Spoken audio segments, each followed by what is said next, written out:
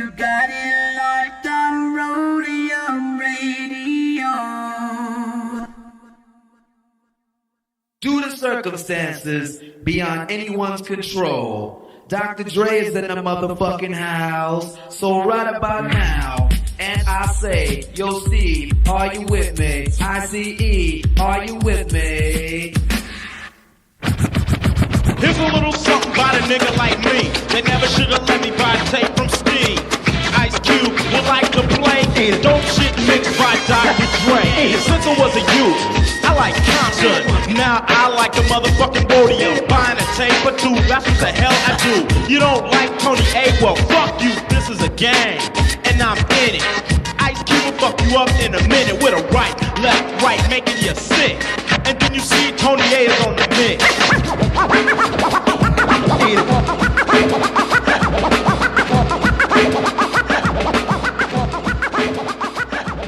Tony A! Tony A! When you're ready, go.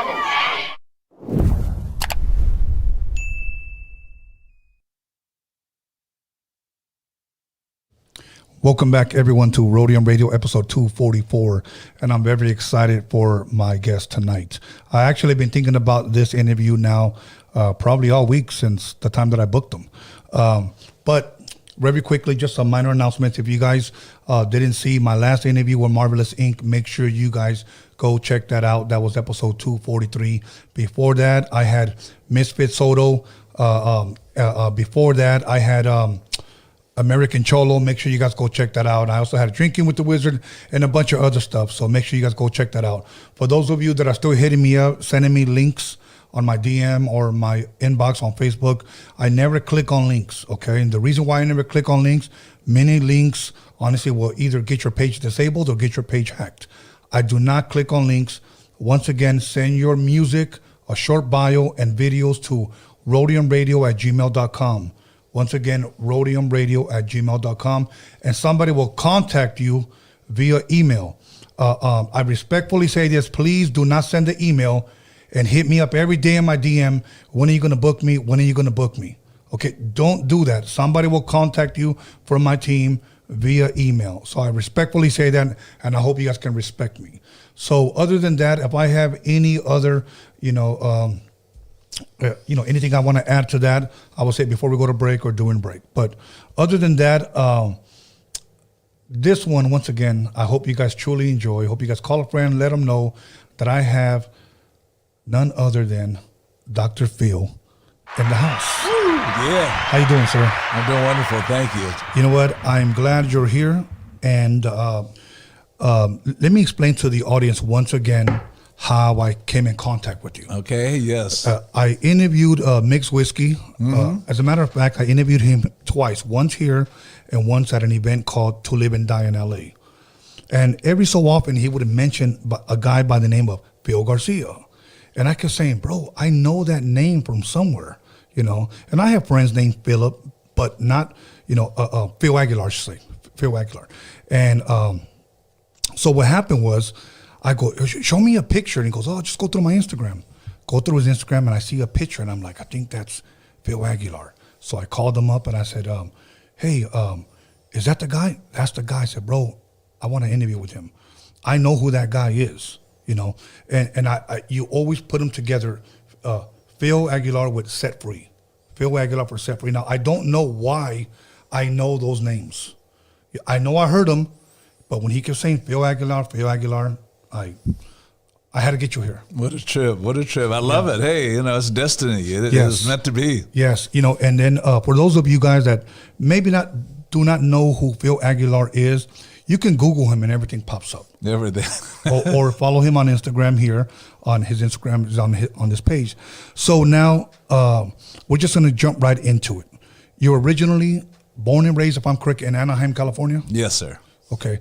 And can you give us a little bit of your background as a child as far as mother, father, and where originally are they from? Yeah, I was born in Anaheim, a little kid there in a little barrio named Colonia Catella, Colonia Independencia.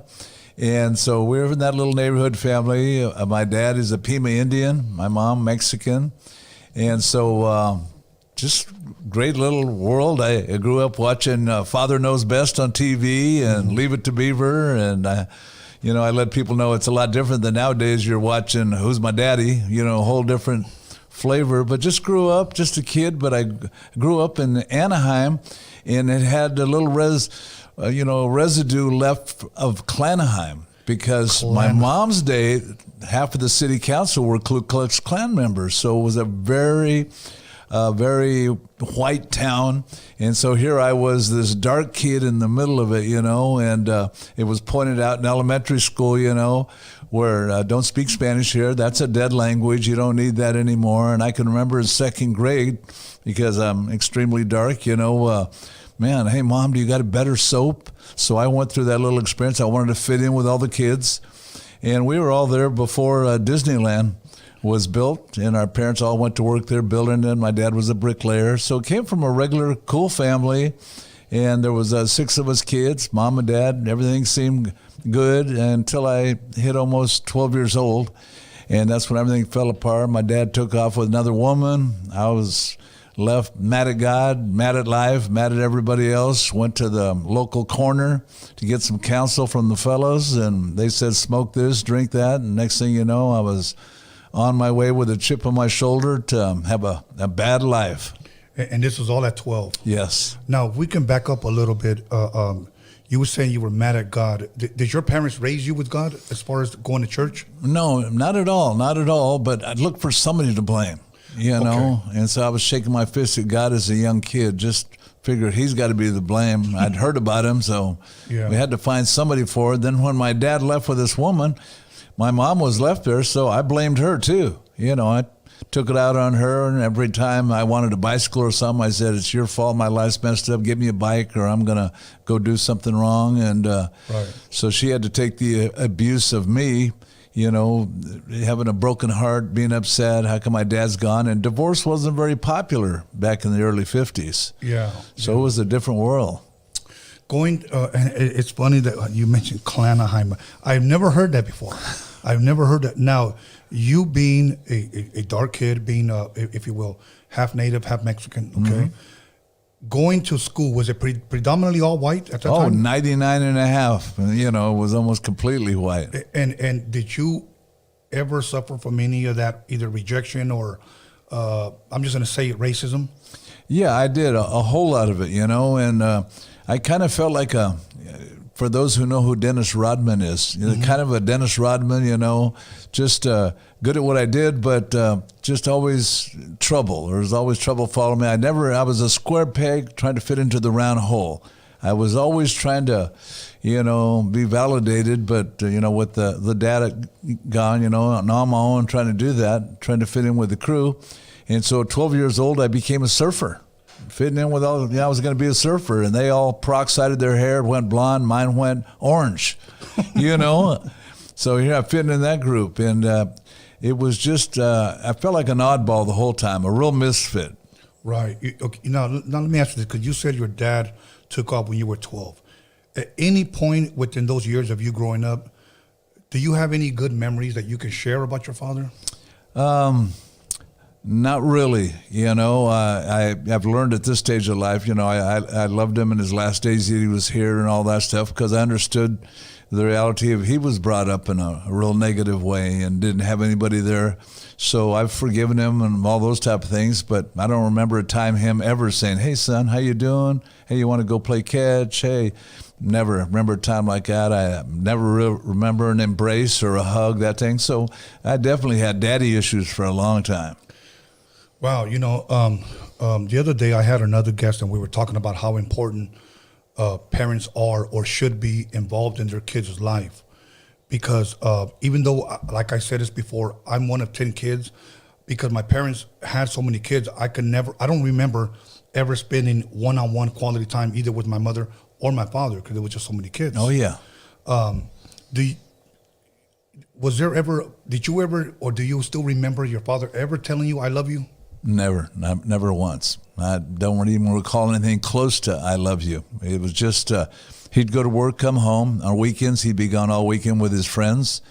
And that was it, And it was my buddies that I hung out with. That was my world. Those were my friends. Right. You know, and now knowing what you know and being a pastor, being a leader, how important is it for us fathers to, I guess, love our kids with our words, not only with our actions, but also with our words? Oh, no, it means everything. And I've seen where I've come short, you know, but no, it means everything. And I'm still doing that with my kids. Yeah. Whatever age they're at now, I'm still, you know, making sure that they know I care about them and that one isn't more special than the other, all that type of stuff. It's a lot of work. It's a whole lot of work being a father. No, it is, because many times, a lot of times when your kids don't get what they want, all of a sudden you may be a bad father to them. Oh, yeah, definitely. They all got drama stories, and all my kids raised in the same, I got 6 kids, all raised in the same home, same food, everything like that, but they all have a different memory of how life was growing up. Yeah. And especially because I was a radical father doing radical things, not your typical, household, so they had a lot to learn and deal with. Okay. Hey, here's an interesting question. Okay, you grew up once again with a native father, if I can say it like that, and a Mexican mother. What type of food did your mom cook? Was it just always Mexican? Hey, you know what? It was always beans and rice. It was always beans and rice, real simple. Because my dad, the money that he did make, he always had a fancy car and fancy clothes and out with his fancy friends. And so we were real limited. I tell my wife, I never remember having a pillow till I got married. We didn't have sheets on our bed thing. It was just, we didn't realize it and feel neglected or anything like that, but we just didn't have any of those things because my dad, he was out spending the money, doing his thing. Yeah. So you become a surfer. How did that go for you? It was great. Well, I had a choice. Going into middle school, I had a choice to become, in those days it was called a pachuco, or to be a surfer. And I looked at the lifestyles of both because I'm getting ready. That's a big deal going from 6th grade to 7th grade. Yes. It's a big deal. So I said, well, listen, I see all the fellows, the pachucos, they lean up against the lockers. They mad dog everybody walking by. They got to shine the tips to the front of their shoes. They got to button their shirt up to the top. Or I can be with the surfers where they just let their hair down. They're wearing white Levi's and Purcell tennis shoes and chasing these pretty white girls. I think I'll be a surfer. Think of be a surfer. That was the choice. Okay. Did you ever get good at surfing? No, I was never that good. I was more good at the party part of the surfing sport like that. At what point, because I know you had mentioned this, I've seen previous interviews, at what point in your life do you think you started getting involved with drugs, whether it was marijuana, whatever? Oh, yeah. 13, I was going strong. Strong. Starting out sniffing glue. Sniffing glue, putting it in a bag, huffing the glue, the airplane cement, and that just, made me forget all my problems. Then they had a pill called Reds. They had a nickname for them called fender benders because you're going to get in a wreck when you take them. They were opiate, and then I took the speed, and then I found out when you mix the speed with the downers and add a little alcohol, that's another concoction. So, I went on a roll. But at 15 years old is when I got more upset with life because I thought I'd found love, a beautiful redheaded girl from the other side of the tracks. I fell in love and all my problems were gone now. Didn't matter if my dad was gone. Didn't matter what color I was. Nothing mattered. This girl loved me and then I loved her. And then I caught her cheating with my best friend. So here I am again, man. I'm pissed off at life again. I was ready to... it's a trigger every time I see a redhead today, Yeah. As a teenager or as a young boy, did suicide ever enter into your mind? Not in the way of, trying to kill myself, but I was living a suicide life by what I was doing to myself, the drug intake. Right. The reason why I asked that question, because I remember growing up here, and I had friends that, I always had my mother and my father, but maybe didn't have a father or maybe didn't have a mother. And I've noticed that those in single families always brought that up when we were teenagers. They would say stuff like, do you ever feel like killing yourself? And I didn't know they were crying out for help. And some of them did kill themselves. Yeah. Hang themselves, and it's tough, but kids do go through that. So sometimes I wonder if it's the broken home thing, or maybe they're not receiving something that they should be receiving, because I do believe that a mother and a father should be instrumental in their children's lives. Oh, so much like that. And, for me, it was just, I always had my little buddies, my little crew. We lived on Ollie Street, so we started a group called the Ollie Street Crew. Okay. And we were, doing the typical things, tagging and throwing. And Orange County was full of orange groves. I grew up playing in the orange groves every day, so we'd be getting oranges, throwing them at cars, everything like that. Just little vandals all the time. Just, antennas. Every car used to have an antenna. We'd walk down the street at night, bend every antenna. Just like I said, angry inside, mad at the world. Mad at the world, yeah. I feel like that until my early 20s, and then that's when, believe it or not, studying, reading, started changing all of that for me. Kind of like what I was sharing with you before we went live. Now, everybody knows that who knows who Phil Aguilar is, that you believe in Jesus Christ. Yes. Okay. Did anybody back then, during all those times when you were a teenager, anybody ever try to reach out to you, maybe a Christian friend, minister? I can remember when we were younger, there would be a bus. It was a Nazarene bus, Nazarene church, and they said, "Hey, we'll pick up all your kids, take them to church for a few hours, then bring them back." So my mom saw that as a babysitter for 3 or 4 hours. So we all got in the bus, and I can remember at 10 years old hearing something about Jesus and something emotionally inside of me. I go, there is a Jesus. But it was just that one memory. But after that, there was nothing. There was literally nothing. And then I can remember I went from a surfer to a hippie. So here I am, 16 now. I'm taking LSD, and I'm going to have a spiritual awakening or something in my life. But I started freaking out one night as a teenager. So the Catholic Church, St. Boniface Church in Anaheim, where I was baptized as a baby, because all good Mexicans do that. Yes. So I went to that church at midnight looking for God. And when I went to go open the doors, guess what? They were locked. Now I'm mad at God more. Yeah. Why are you closed? And all these things were little signs along the way in my life that there was a God to me, but it hadn't happened yet. Hadn't happened yet. So what takes place after high school? Did you graduate high school? No, I tried 11th grade twice, but kept getting booted out because I was a surfer. Had to be at the beach, doing that stuff. And then, like I said, at 16, I after my broken heart with my redheaded Annie, then I got into the LSD thing. So I moved up to Haight-Ashbury. I'm going to get in with all the hippies. Free love, it's going on. Wow. Golden Gate Park, Janis Joplin, Jimi Hendrix. So here I am now, an LSD guy, and just having a party. So you say you moved? You literally went to? Literally moved right up to Haight-Ashbury. We got over there. We were over there with Pigpen and the guys from the Grateful Dead. When I do this, I'm one of those go big or go home. When I do it, I go right into the mix, right into the eye of the tiger. Wow, so you actually saw the whole hippie movement. Oh, I was there living it, beautiful, just kind of like a salamander making love here. Free love was going on. We didn't need Quaaludes or anything like that. It was the style of the day. We never heard about HIV or anything like that. Right. So, we had a few crabs running around, but other than that, we were all good. Right. Okay. Now, let's talk a little bit about that music during that time. You mentioned the Grateful Dead, etc. Did you get to see any of those live bands perform? I got to see them all. Can you give us a couple of names? Oh, yeah, definitely. Well, like Janis Joplin at Golden Gate Park there. Jimi Hendrix right there played at Golden Gate Park. Country Joe and the Fish.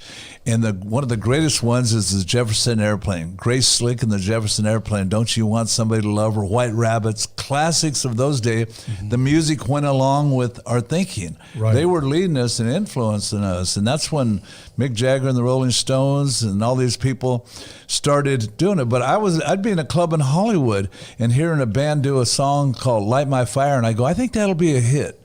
Jim Morrison. We got to see all these people were just... Okay, I have to stop you right there. So you actually got to see in person Jim Morrison? Right there. And then I got to see him after that at the Cheetah Ballroom, which was on the Santa Monica Pier back in the day.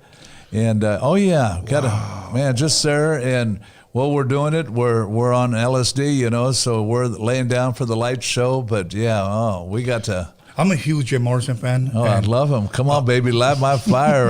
Don't move too fast. Backdoor man. I get it. Did you watch the Val Kilmer played Jim Morrison movie? Yes. What were your thoughts on that? I thought it was great. I enjoyed I thought it was real great. It's just Jim Morrison, what a talented and just, for only a few piece band like that, seeing them do that. But it was the whole atmosphere, the lights, everything, and the drugs that went along with it. It was an amazing time. Yeah, okay. Let's touch on something really quick. Jim Morrison, 27, passes away. Yes. Janis Joplin, 27, passes away. Jimi Hendrix, 27, passes away. And the guy from Nirvana, 27. I'm trying to remember, Kurt Cobain. Yes, 27, passes away. And I know I'm forgetting one other person. But now people say that the guy who actually started the 2700 Club, or the 27 Club, is the guy from Mississippi at the Crossroads. I think his name's Robert Johnson, the blues guitar guy. He actually passed away at the age 27. Supposedly sold his soul to the devil at the Crossroads. Okay, when he came back, the people knew that he didn't know how to play. But when he started playing, I saw a documentary recently on Netflix, and they were saying that it sounded almost like three guys were playing one guitar. Wow. Yeah, they said it was just amazing. Then he died because I guess he ordered a drink. Somebody poisoned him, and he died at 27. So from there, Jim Morrison, Janis Joplin, Jimi Hendrix, Kurt Cobain, and I guess there's a couple of other guys out there that died at 27. But but doing that much drugs, you know what I'm saying? There's only so much your body can take. Oh, yeah, and you don't even think about it. Like I said, it's slow motion suicide, but, good addicts, scared straight didn't do anything for us. And it's still to this day, at my age, like I said, if I see a sign that says don't touch, I'm touching it. Yes. Or somebody telling you can't go there, I'm going there. Don't open that door. Yeah. That's me too, bro. That's me too. So how long were you up there in Frisco during this whole movement? I was doing it for about a year. Okay. And we were right there where the newspaper, that whole thing, the newspaper, it said, Mayor stages war on 500,000 hippies, because we'd taken over the whole place and stuff like that. So it was all going good, it was all party fun, but I had to make a few bucks to live. So I started going to Mexico to bring some marijuana over. And when I was coming back over here to bring some marijuana over here, I got busted for selling $10 worth in 1968. And in 1968, they were still... they had the PSA announcements for Reefer Madness. These little things that said if you smoke marijuana, you're going to be crazy. So here I am. I'm a young man. I sold $10 worth of marijuana, got busted, went to court. It was a felony then. Wow. My mom got me a lawyer because she had to give me a lawyer. I'd be mad, so she had to do whatever. Got me a lawyer. The plea bargain that I took was 1 year in the county jail and 3 years joint suspended for $10 worth of marijuana. So I go into jail, Orange County Jail, a flower child, and come out a wannabe thug, Wow. But things were different then, It was the whole thing. You didn't get a green card for marijuana or this like that, or wasn't no Chihuahua Gold. It was just good old bushweed we were smoking. So that changed my big, beautiful, hippie, free life. And now I'm in the OCJ, I'm over there doing time. And so I'm learning from the best, this, that, and all that kind of stuff. And, started getting into violence. So that became a new thing in my life. That was popular. Wow. And during this time, what were your brothers thinking about you, man? My blood brothers? Yes. Oh, I was leading them down the dirty trail of it all, too. Oh, yeah. All of them became bikers because that was the next thing we got into, riding motorcycles. So, I was a bad influence on all of them. Matter of fact, one of my youngest brothers, Anaheim High School, where I got kicked out of, made a good bad reputation for, and all my other brothers and my sister all did pretty bad too. Well, my one brother became student body president in 1976 of Anaheim High School, top football player and everything like that, and we were ashamed of him. How dare him ruin the family name by doing something wonderful. That was, the twisted thinking, that mindset. Matter of fact, a lot of kids in high school are talking about going to university, USC, UCLA. The only university I was planning on going to was Penn State. I mean the state pen. Yeah. That was our thinking, stinking thinking. Stinking thinking. No, it's very, very true. Watching that movie, American Me, not too long ago, I picked up on something. This is when Edward James Olmos, he gets out of jail, and his little brother or some little kid is talking to him, And he goes, yeah, look at my brother over there. He just got out of college. He thinks his shit don't stink. And I'm thinking to myself, his brother's going to school, and you're over there pretty much dogging him for going to school. It's kind of like what you just said right now. How dare you ruin the family name by doing something great? Exactly. That's how we have a whole different view on the world, and people see it, and you know, you can start seeing it in people. You know, what excites you, whatever we respect, that's what we're going to attract. You know, Yeah. And in life, you know, I've had to deal with that all the time. You are who you hang out with. That old saying, it's so true. You know, and the kind of people that you want to be, and so. Always, you know, the thing is when we don't take responsibility, I found out when I don't take responsibility, I become a victim. Pour me another drink. You know, it's just that whole mentality until so it took a long time to get to that place for me to say, you know, the guy that's giving me the trouble, that guy I'm looking at in the mirror every morning, that's a vato I got to watch out for. He's a problema right here. It's me. You know, now I have to ask you this before we move on. During that whole San Francisco, you know, trip that you were doing, you ever take any pictures, man? No, that was, you know what? That was not happening then. You know, not even a Polaroid or anything like that. I have a couple pictures though of me and one of my ladies there where we're laying there loaded out of our mind. I have a few old pictures like that. But no, this generation, remember, takes the picture. They don't enjoy the moment. They take the picture and enjoy it later, you know, when they're showing their friends, you know. Back then, we were living the moment, you know. In the whole thing, you know, when the music's playing out there, we're in Golden Gate Park, which is the end of the block on Haight Street. It was just beautiful, though. There really was a time where people were peace, love, sharing your weed, this, guys, girls getting together. And then somebody came along and said, hey, we can make some money off these people. Hey, we could put some speed in this LSD. Hey, we could. There's always somebody's going to ruin the party. Yeah. And so it had a little time capsule of enjoyment, but all good things must come to an end. So you were locked up in county or in jail for about a year. Yeah. You come out now. What is your life like now? I've started a bike crew, a group called The Boys. A bunch of us fellows, and we're riding our Harley Davidsons. And then my next youngest brother was hanging out with a group called the Hells Angels from San Diego.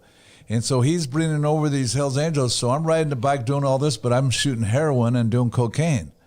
And so my brother's trying to straighten me out. He goes, you can do the meth, the cocaine, but you can't do the heroin because that's...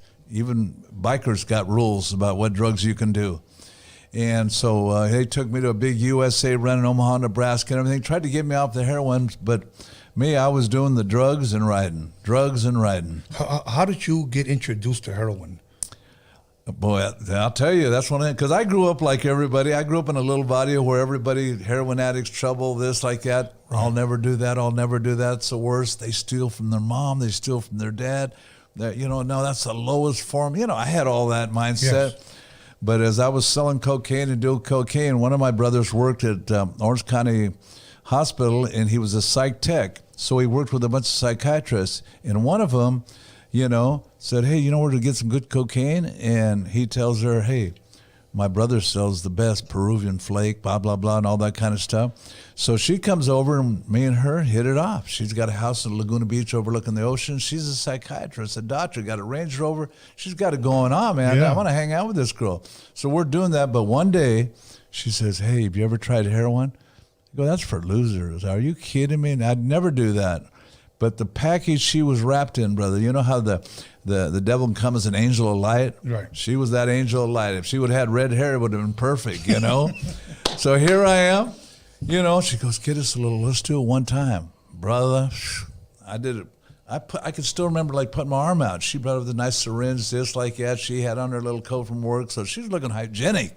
Right. This can't be bad in just one time. But I'm that personality. One time you give me something that good, or what I thought was good, right? Man, me and her went on a run. Next thing you know, she gets put on probation in her job. And within 6 months, I'd sold all the toys, all the things I had, and I was in a garage with 8 other people sharing the same needle. And our eyeballs are all turning yellow, skin's turning yellow from a thing called hepatitis B. And we're just junkies, just turning into a junkie. When she did that, how old were you? Do you remember? About 24.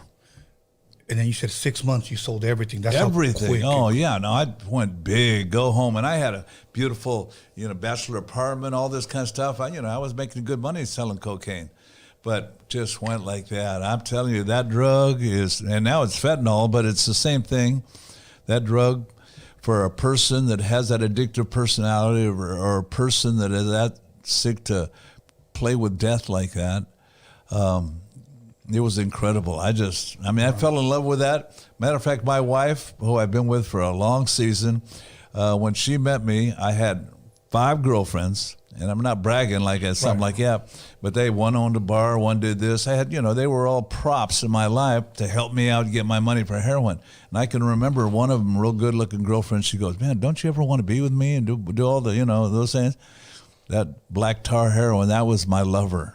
More than woman, more than money, more than anything. It gets that way, and it's getting kids nowadays. The only difference is back in those days was people from the neighborhood. Now it's white kids from all across America and everybody else, Like San Clemente, all these nice places, they call that heroin high. Or Yorba Linda, all these places we think of in Southern California as wealthy people. Kids are dropping left and right. Wow. Did you ever do or get introduced to the speedball, coke and heroin? Oh, yeah. Oh, definitely. Oh, yeah. I tried everything. I was a big experiment on myself. Junkyard dog, try anything. Hey, let's do this. He's a junkyard dog. Okay, here's what we're going to do. We're going to go ahead and take a 10-minute break. We're going to come right back. We're going to pick up right where we left off. There you go.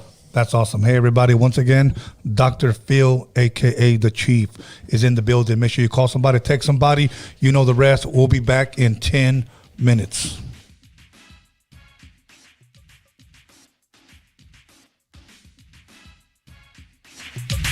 You'll call somebody, text somebody, slap the shit out of somebody. Let them know that Roadium Radio is live up in this biatch.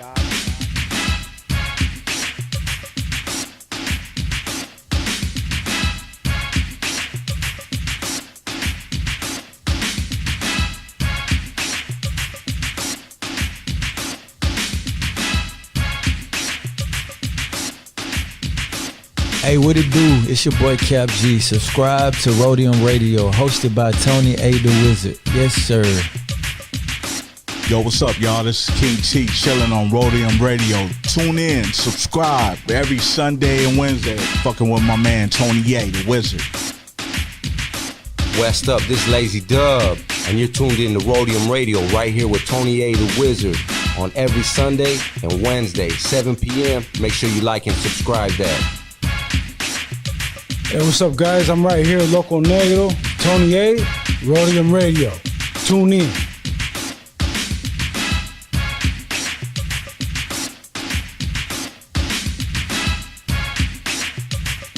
Yo, what's up? It's your boy MTO right here with Tony A. The Wizard on Roadium Radio.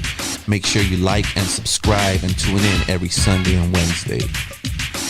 What's up, everybody? It's your homegirl Lovely, and I'm right here at Roadium Radio with my boy Tony A. The Wizard. Make sure you subscribe and check him out every Sunday and Wednesday. It's Nina Barretta with Roadium Radio and Tony A. The Wizard. Tune in Sundays and Wednesdays. Like and subscribe. What's up, everybody? This is the Puppet Master chilling with El Triste. Follow and subscribe to Roadium Radio with Tony A. The Wizard.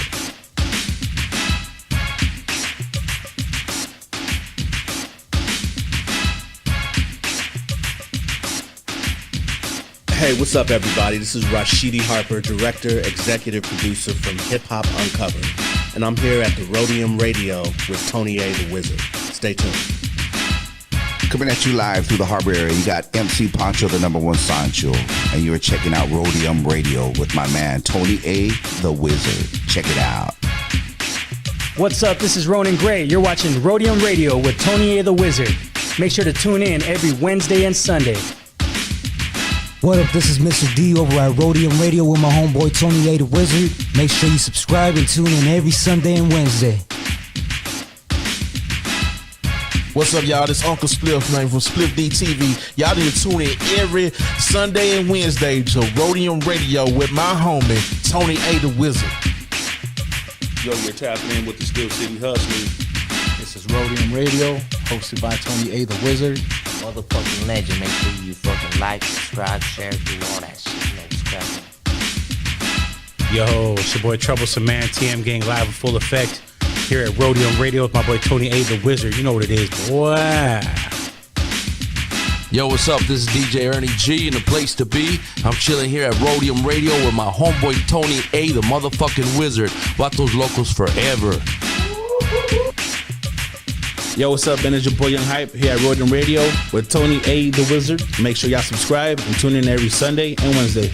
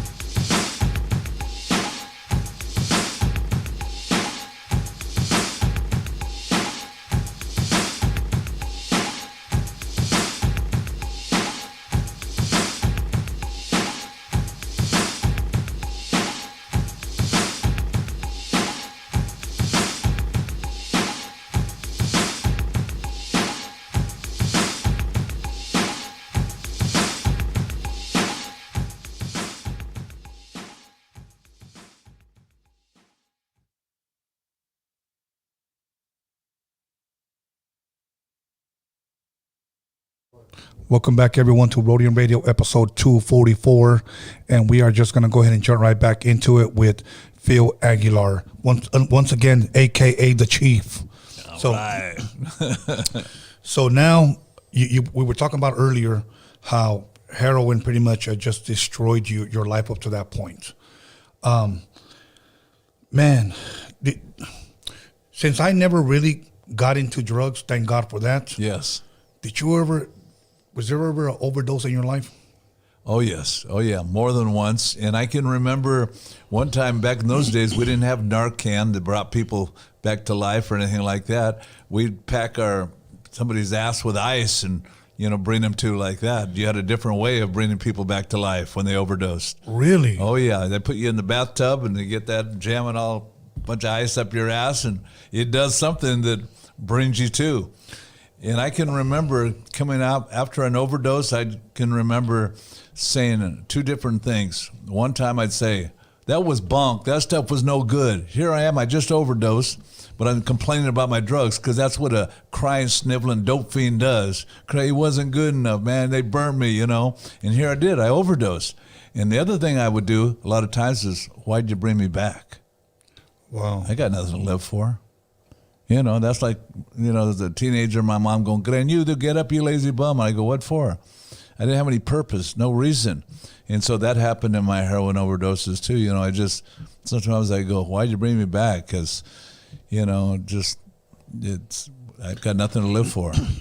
At that time, or even now, is there anything out there more powerful than heroin? No, heroin was it. That was it. That was the number one thing at that time that was killing people. Wow. Okay. And here I was feeling bad because I tried smoking weed twice in my teenage years, and I had allergic reactions to it 2 different times, a year apart. And I just figured, this isn't for me. And plus, one thing, I'll be honest with you, a lot of people might get offended. I always hated the smell of weed. Even when I was a kid, and I was like, what the hell is that? It smelled like burnt peanuts or burnt booty hairs. It wasn't your good flavor, that's for sure. Like, it just smelled terrible. Even now, I'm not lying to you. Even now, when somebody pulls up, or I roll up the window, yeah, I just do not like that stuff. I know some people get up, what? You should try it, Tone. Bro, I'm not. If it smells like ass, I'm not going to put that in here. There you go. That's it. Okay. So now, so what takes place now? You're 24 years old. You try heroin. 6 months later, you sharing needles. What takes place after that? I'm just going to rehab, in and out of rehab, detoxing. I'd get good for 30 days. And then I can remember at 26, I'm going to a party in L.A., me and a partner of mine named Mondo. And next thing you know, we get pulled over by the cops. And so as the cops, they get out of the car. So we get out of the car, and then my partner Mondo tells the police, for some reason, he goes, "Hey, my friend, man, he's a black belt in karate. Don't mess with him." So then they start swinging their clubs at me, and next thing I know, I'm in the L.A. County Jail, Orange County Jail, and L.A. County Jail, 2 different places. Yes. So I'm over there in L.A. County Jail, up there, the big boys there. They busted me for under the influence there. Gave me 90 days, and they said, we're going to put you in the infirmary in there, because like I said, I was always had this hepatitis B before they invented hepatitis C. So just sickly as looking as could be, I went down to almost 123 pounds. Wow. I'm a 6-foot tall guy. So I went down to that. Just my life's a mess. So here I am. I think I'm going to die. I'm done. So I write my mom letters. Sorry, I stole your car. Sorry, I stole all your money. Sorry, I did it. All the sorries. I thought I was dying at 26 years old. And but as 90 days goes by, it's kind of like you want to go on a diet right after you have a big meal. Right. Yeah. Well, when you're sick, all of a sudden your prayer life increases and everything else. But 90 days later, it's time for me to be released. I call my mom up to pick me up because mothers are great enablers. And I say, hey, Mom, give me a ride over to my buddy Rudy's house. What are you going to do there? I'm going back to the connections. It just don't stop. So I just kept on, being a filthy, no good dope fiend.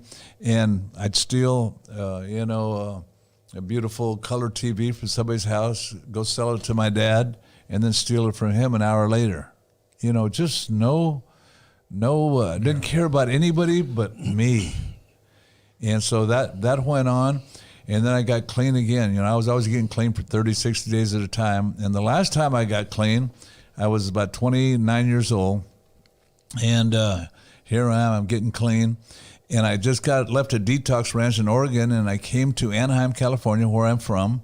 And my buddy that I was staying with said, hey, let's go have some Italian food. So I go in there, and this beautiful Italian people there had this place. One of them was my wife now.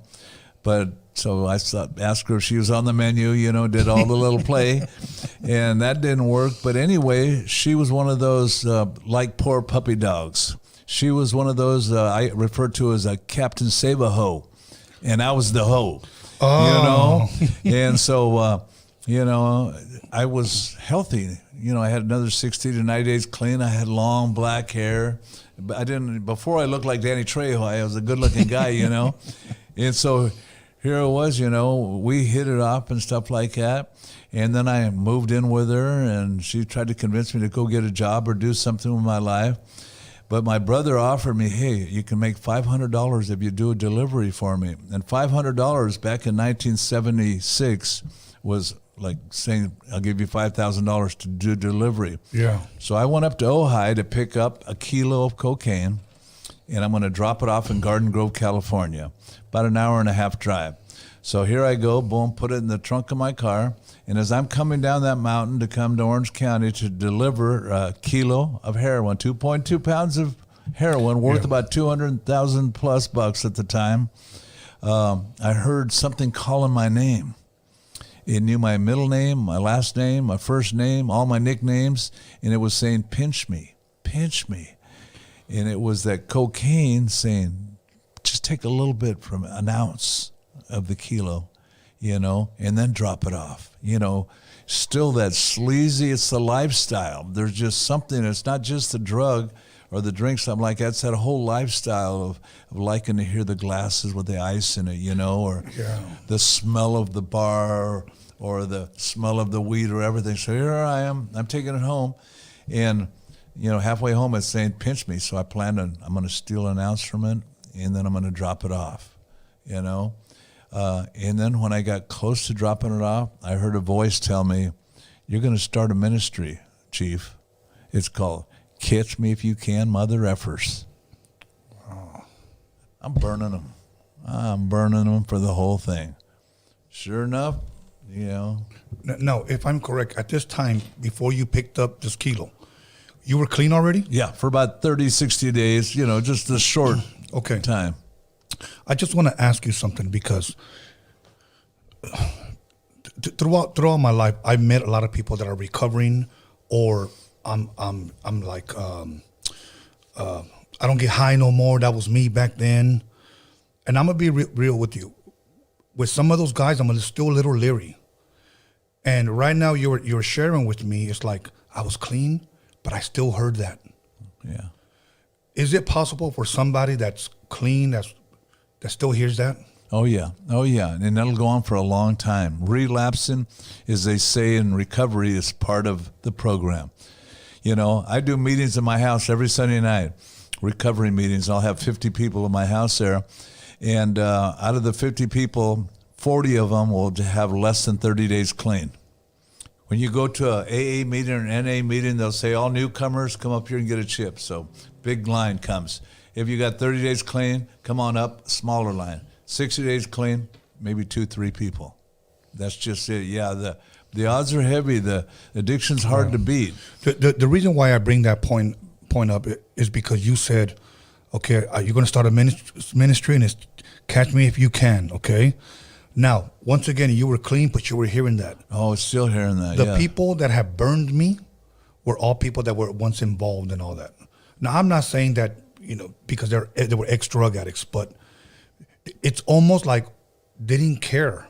And it was almost like everything's all about them. It's not about anybody else. All they worry about is their next high. Yeah. They can care less that you were actually a good friend and your intentions were good towards them. We'll steal it from you and then help you look for it. That's the kind of mentality, you know, and it stays in there. That's why I have a program now. Like I say, I tell people what a difference a year makes. They go, what do you mean a year? I'll do 30, 60 days. No, we're creatures of habit. As a man thinketh, so is he. So that thought's been going on for years and stuff like that, that easy way, that instant gratification. I want it and I want it now type thing. And yeah, then that's why I said, that's why people have to have boundaries with people, because when you come over and they invite me to their house, I'm going, oh, this is nice. And I'm thinking of everything that I can take. Right. And it can be my mother. It can be my friend. It doesn't discriminate, those drugs, Yeah. So you burn them. You take off with the stuff. What happens? I take off with the whole stuff. I go to the house, so I call my fellows, my buddies, my biker buddies. We got together. We're going to party. We're going to gram it up. We'll sell a bunch of it. Boom, we're just going to do it. Anyway, the wild party turns into a wild party. The next thing you know, the cops are there, and I'm getting arrested for some violence and things that happen in the house. That's, wow. Bottom line there, like I says, I'm almost 30 years old. Get arrested at Orange County Jail, and I'm kicking drugs. My life's a mess. My mother, every time I got busted, she would bail me out. This time, I'm almost 30. I said, Mom, you got to bail me out. You got to put your house up, though, too, because it's a big bail. And for the first time in my life, she said no. So here I was, faced the charges. The next thing you know, I took a plea bargain and they had what they called indeterminate sentence thing back in the day. So here I am, sentenced to 1 to 10 years in state prison. I finally got that thing I spoke about, manifested. I want to go to Penn State, yeah. And, after I dried out a little bit, I'm kind of like, in a certain way, patting myself on the back like I finally made it, like how wonderful, I'm here. I get over to Chino State Prison. And now that I'm 90 days, 100 days clean, I'm going. And this is when I was finally sick and tired of being sick and tired. And while I was sitting in my cell, not knowing what the future lied ahead, one of the guards walked up and down the hallway, said, hey, any of you boys want religion, walk on down the hall. They're going to have a chapel service. And that's when I left my cell, went into this little room, about 40, 50 guys went in that room, and we started hearing the story about God and that. And then I went to AA meetings. I really wanted to change my life, and that's when I started making new decisions. I realized I had to change this thinking process, and I started reading the Bible, and I had plenty of time now, and it wasn't by getting out. Nobody wanted me out.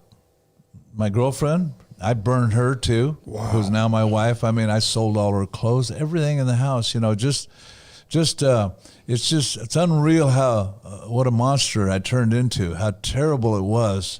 And when I look back at it, that's why in the 12-step program they tell you become insanity, doing the same thing over and over and expecting different results. It's insanity. We can't do it on our own. The detoxing part, you can detox the drugs out of your body quickly, but detoxing the way you think, because it's a lifestyle. There's a certain joy that I used to have, getting my little bandana and my little binky there, and finding a place and go and score. Then you get to a place where you don't have any money. You go to the drug dealers, if they won't front it to you, then you break the door down and just take your stuff. It's you heard about the saying, it's like having a gorilla on your back. And it doesn't matter who your friends or relatives, it's all about you. It's the most selfish thing in the whole world. Yes. So I was fortunate. I got in there, spent the next 2 years locked up, but I did something with my time. While I was in there, I had a mentor, I had a sponsor, and I finally, got away from that. I know, when you think you know it all, you know nothing. I finally realized that I knew nothing, and that all my choices had brought me to nowhere good, and it just wasn't me, but I heard everybody that I said I loved. I said I loved my mom, I said I loved my dad, loved my brothers and sisters, but I made a complete change when it came to the drug situation right there, and I've never went back to that, and so here I am now. What am I going to do with my life when I get out a couple of years later? I want to help people that are lost just like me. I want to help addicts. And so because I don't want to use the word religious. So you say in there with can you say you had a spiritual like conversion? Is that where you gave your life to God? Was it during that time? Yeah, that's why at Chino State Prison there, and the guy that came in to speak, he didn't have tattoos, he didn't have a lifestyle that I was used to, but he had a message, and I was ripe for the picking. I was just so done hurting others and hurting myself, and I really wanted a new life. So anything he said, boy, it fell on good ears. It fell on good soil. I was good ground for that. And then, like I says, then I found myself, some fellas in there who were changing their lives around. So, all of us follow the leader in life. We all whoever's got our ear has got our future. So I wanted people now that I was listening to want to take me to a good place. So they showed me all the tricks of the trade when it come to, what to read, how to fill your mind, how to think differently, what crowd to run with while I was locked up. Because in there you can get everything just like you can anyplace else. And so I had to get away from that whole mentality of, and we started a little God's gang, because it's still a rough place. So we had our own little crew. We were rough around the edges. Right. I wouldn't say we were Christians or anything like that, but we were people that wanted to change their life. And there was a little group of us, and we helped each other out, that whole type thing. Right. And here I wrote a letter to my girlfriend who I was living with, the Italian girl from the Italian restaurant there. And she just says, F you, I'm done with you. You're no good. You're a piece of shit. And all that kind of stuff like that. And she was right. Everything she said was right. And as the months passed by, I kept writing her and says, hey, forget me. Just believe in God, though. God will change your life. He's changed my life. She goes, why would he change your life? You worthless thing. You ruined everybody else's life. And now you're in there saying, and you know how it sounds. Here you got peace. You're locked up, but we're all a mess out of here. And so she was hating on me for a while. And then one day she says, I'm going to go visit you and see. So she came to visit me. And, she says, you know what? I want to change my life too. And she wasn't a drug addict, anything like that. But she just didn't have any direction.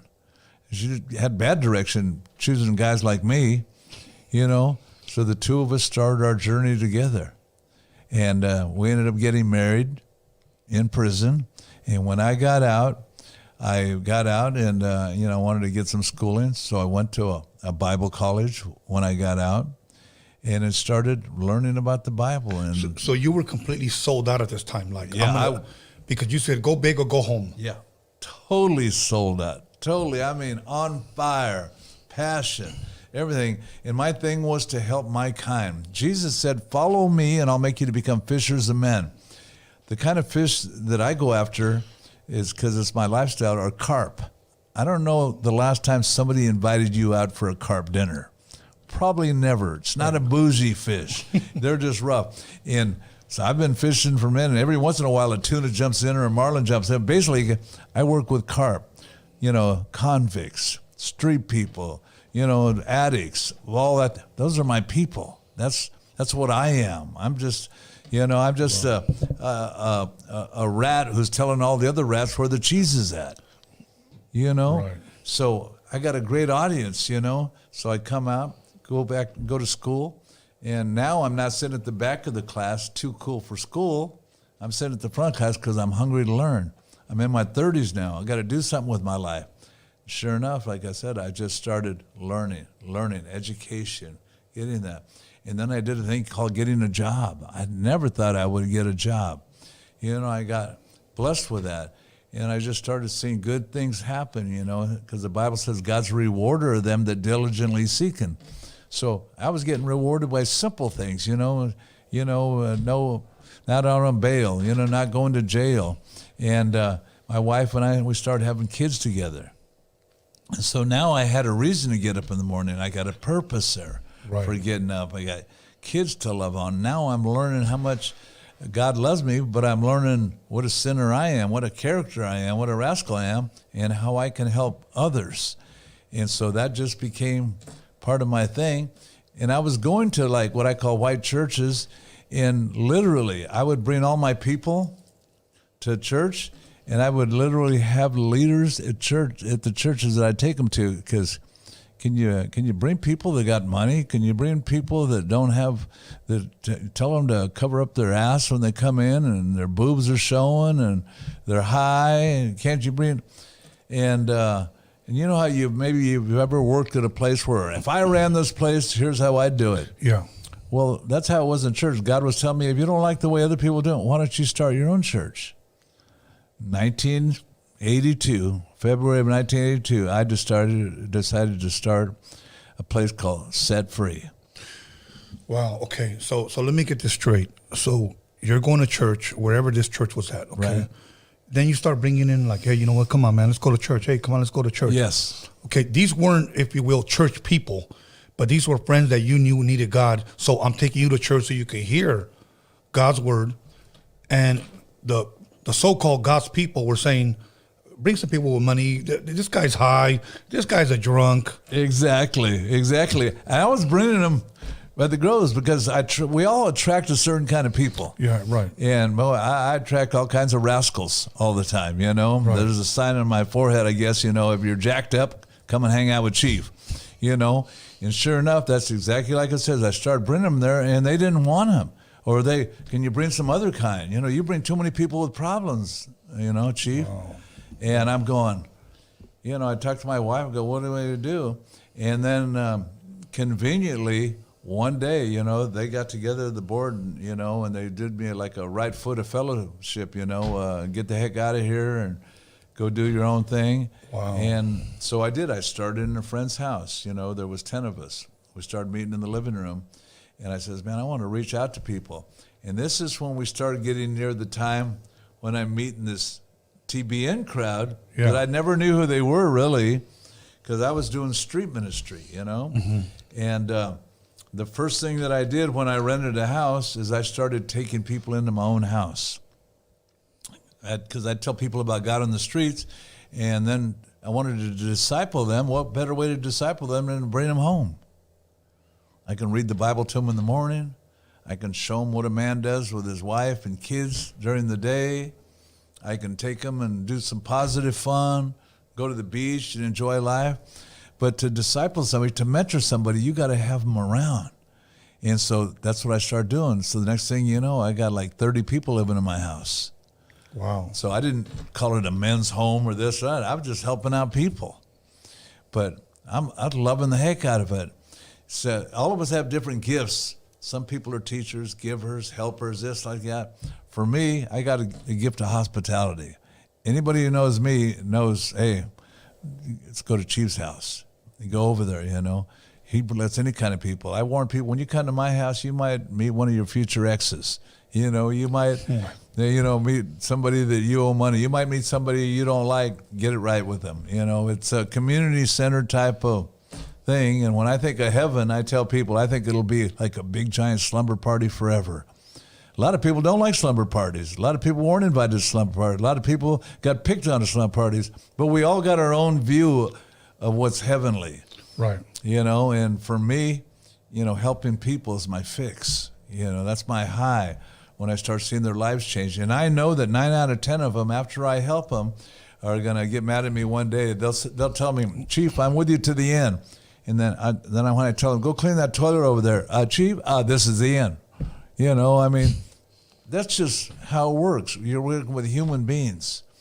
I used to think that in the circus days, I used to think that lion tamers and snake handlers, what a job. Working with human beings is the most dangerous job on planet Earth, because we'll bite you, we'll devour you, you know, we'll get you when your back's turned, you know, we'll talk shit about you, whatever it is. Right. And it's a rough business, but it's a fun. Yes. Okay, so from there, how long before you moved into an actual building, Set Free Ministry? Yeah, no, that's cool. So here we are meeting at my friend's house, and then we met at another friend's house, and we did that little thing for about 6 months. Okay. And then I rented a 1,200-foot office space where I was teaching my karate lessons, you know, and at the same time, you know, having a little group. I learned 4 chords on a guitar so I could play oldie but goodies. My wife knew how to sing. We put a little cassette background tape in our cassette player in 1982. That's what was happening. And we just started doing a little music. I bought a little old school bus, put it in front. That was our children's department, putting the kids in the school bus. They'd have a little class. I'd be teaching a little class. And then as soon as class over, I'm teaching karate lessons all week long to do it. And it was probably about a year after I decided to start a church. And the word set free comes from in the Bible, John chapter 8, verse 32. You shall know the truth, and the truth will set you free. And so that's where we got our name from. So the next thing to do is we're looking. So now I've got about 25, 30 people. Man, we need a place to meet. So we go in downtown Anaheim, right in my neighborhood where I'm from, where they have a little video right there. 2 blocks from City Hall, a guy's got a warehouse for rent. And I go, man, we'd never be able to afford it. He wants $2,500 a month. Wow. And one of my guys who was with me say, we can do this. As soon as you got somebody who has faith along with you, somebody who's speaking up, nothing significant is done by ourselves. We all need a teamwork, makes the dream work. So a couple of them said, hey, we'll help out. So by faith, we rented this little warehouse thing. So my normal thing is my house is filled up with people, so I had a full-time staff, people that all live with me. Let's get make little flyers, and we go around the neighborhood inviting people to church. Come as you are. But we were serious. I don't care if you got clothes on or not.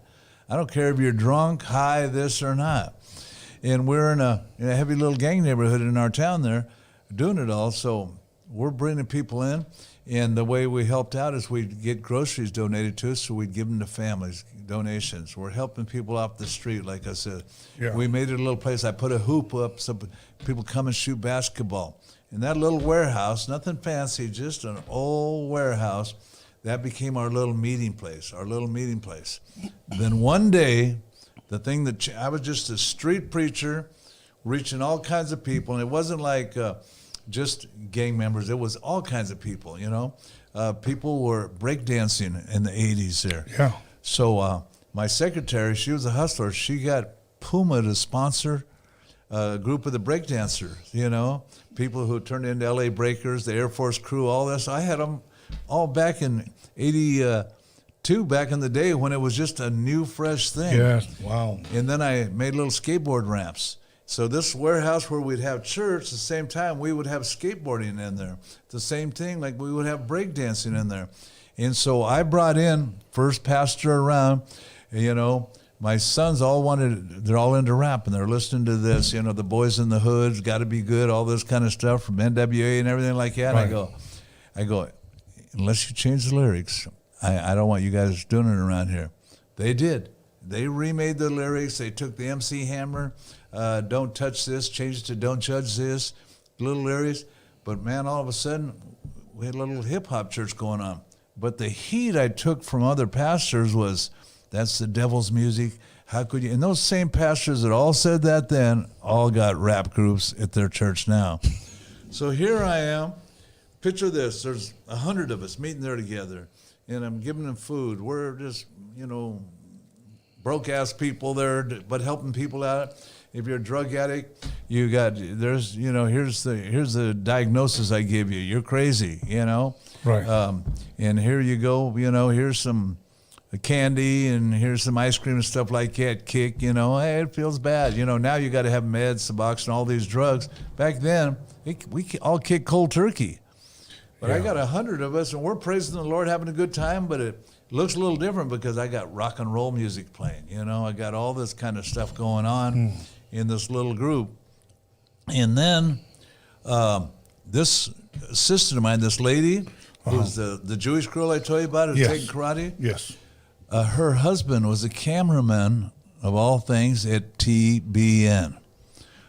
So he told Jan Crouches, the owner of TBN, biggest microphone on planet Earth for Christianity, told her, when they call into TBN and they need help, a place to live, my pastor's got 30 people living in his home, send them to Set Free. Jan couldn't believe that there would be a pastor in this world, and she knew them all over the place, that took him into his own home. Because most people, you don't want to take people like that into your home, because what about all your kids? Because by this time, I had 4 kids.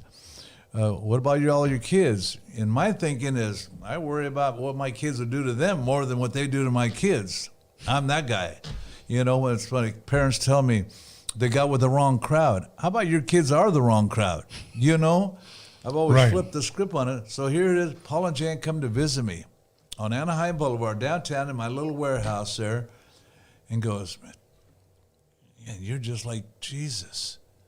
You just help people with nothing. You feed them, you clothe them, you visit them in jail, you visit them in the hospital, and you don't ask anything in return.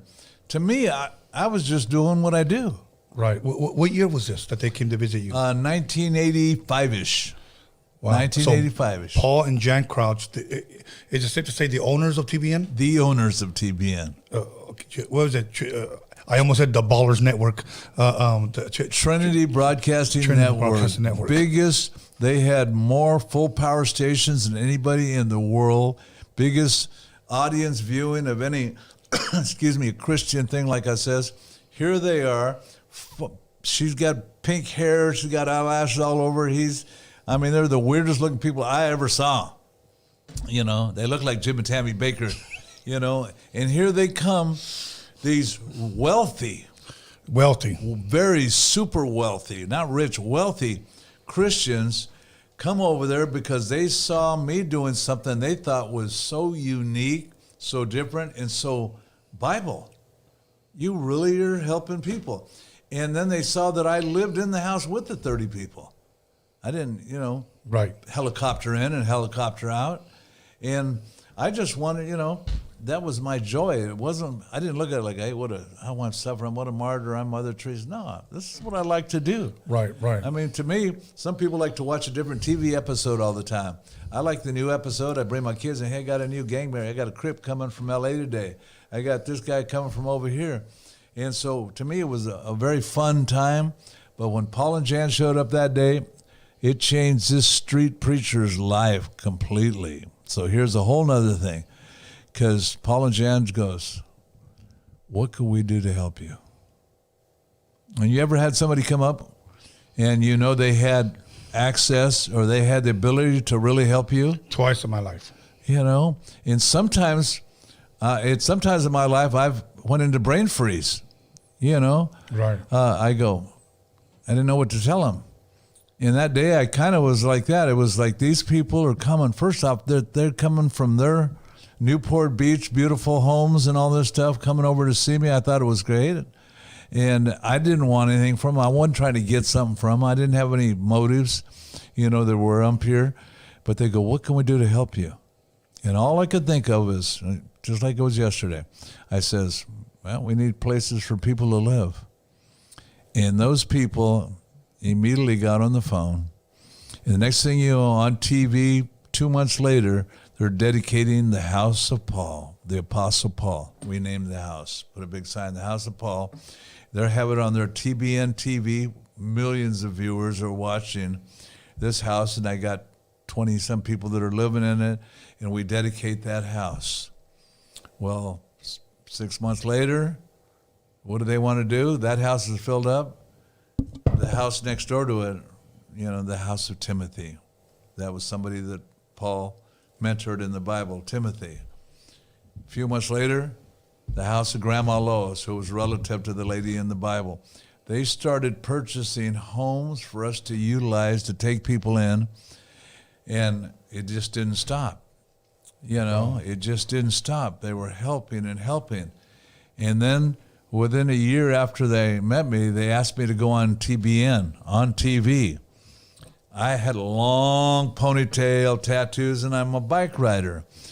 I didn't look like anybody with all their pompadours and all their foo-foo hair and polyester. I was a different thing. But what had happened when they took me on there, every grandma, grandpa, and fellow in America that watched TBN goes, if God will save a guy like that, it could save my son, my daughter, my kid. So those people started donating to our ministry. Wow. And what social media, this is the social media today, but television, the TV set was the social media in the 90s because Here we go in the late 80s there. Now I got a hip-hop church. My kids are all dancing like Hammers dancers.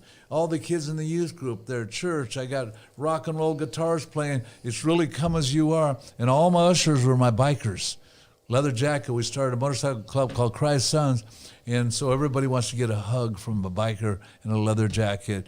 They were all my deacons, so I changed the whole look of it. Then I go on TV. At one point in 1991, people would come from other countries who saw TBN. They would visit Disneyland, Knott's Berry Farm, and set free. Wow. Some because they were just curious, some because, boy, it's a move of God. And here I was in my little office there, and I'd ask my secretary, Lois, I go, are they here again? People started coming on Saturday nights to save chairs for Sunday morning. It was like a movement. It wasn't something I did, you know. I was just something God did through me and the others that were there. It amazed me. Are they there? Are they here again? People kept showing up. Because every time I go on TV, there will be another 50 people coming to visit. Now, 50 more people coming to visit your spot each week adds up. Yeah. You know? Yeah. You know, and so this was around 1991, you said? Yeah. Okay. Now, today we have a word that we use in the music industry, we use in the world, and we say, they just hate, okay? Or somebody's hating on me. As a pastor back then, did you have other churches or pastors hating on you? Oh, brother, did I. You can't go without, you can't have one without the other, you know? Yeah. It'd be nice if everybody's all happy that people succeed. But my biggest haters were, guess who? The church family. He's got that hip-hop music. Look at how they dress. I got one pastor, a black pastor in Southern California here, who I thought he wouldn't be hating me. He goes, look at those Christians. They got that biker outfit he's got on. He's wearing those chains back, reminding everybody of the days when he used to rape and rob and do all this stuff. I mean, because I had that look. You know, I pointed out to people, listen, hey, I am a sheep in wolf's clothing. You know, that's just what I wear. But, oh, no, the haters came out of the woodwork big time. And it was one of those things. But the more people hated, guess what people drew closer to me? Paul and Jan. They stuck in there with me, fighting against all the haters and everything. And I told people, they go, how was it when all this all happened? I go, it was a mind blower to me. It wasn't like something I planned or, man, I think I'm going to have a monster movement, a church movement. Right. You know, I says, this is a God thing. I said, I didn't really orchestrate this. I didn't go to a certain, seminar or read a certain book, that made it happen. I just started loving on people, and they kept coming, and they kept coming. And then when I went on TV, more of them came. I want to be part of that. And then Jan goes, I want to give you your own program. Wow. Brother, a full truck, 3 of the big cameras over there, plus another Roman camera over there, doing the whole thing live and then editing it and putting it up there. I mean, it was amazing, the work and what that would have cost to do. They did it all as a gift. All as a gift. I didn't pay one penny for it. And we, as the term would be, we blew up. We blew up, man. It was everybody just had to come and check this out. But that all sounds cool and that all sounds fun, but dare to be a leader. It's dare to be a leader. You become a bullseye. Thank you. No, very, very true. And one thing I will say this, because most people, I've had friends that attend church regularly, okay, and eventually had to leave. And I really want to say this before we go to break. I think it's very, very important for people that do attend church, okay? I've had friends that have left mega churches, and the reason why they left mega churches, because their church compromised the message to keep people from leaving. Right. They compromised. Like, if, for an example, one of my boys was like a usher there, and they were being notified that this church, a big mega church, is no longer going to use the word hell, because it offends people. It offends people, yeah. We don't want to get anybody upset. Yeah, so we're going to say a world without God. They go to a world without God. Sounds nice. we're no longer going to use the word repent. You know, have you made a decision or a conversion? You know, right. It's a lot softer. That repent sounds like damnation and hellfire. Yes, right. And then the other one was we're no longer going to call the world or the lost. We'll just say they are the unchurched. Oh, that sounds so good. Yeah, it's like the seeker friendly and all that kind of. So he just said, bro, like, and he was just kind of venting to me. He goes, bro, if Jesus talked more about hell than he talked about heaven, who are these pastors to change that? And I said, because they want to keep their mega churches and their congregation happy. Yeah. It's a bling bling. Anyways, we're going to go ahead and pick up right where we left off because I have some more interesting questions I want to ask you. Woo. So once again, call somebody, text somebody, you know the rest. Phil Aguilar is in the building once again, a.k.a. the Chief, Set Free Ministries, and much, much more. So stay tuned. We'll be back. I love it.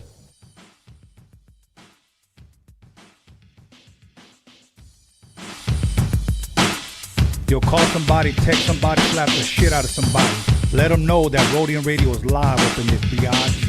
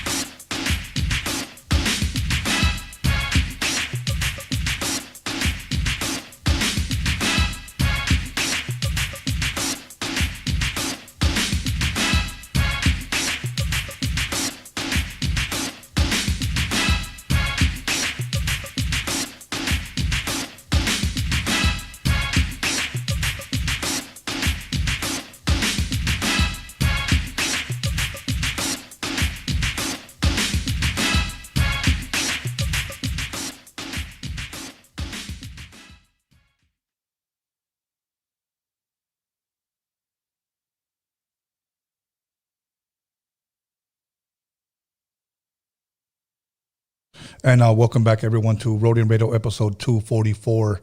And once again, just a reminder, check out Marvelous Inc.'s interview we just had on a couple of days ago.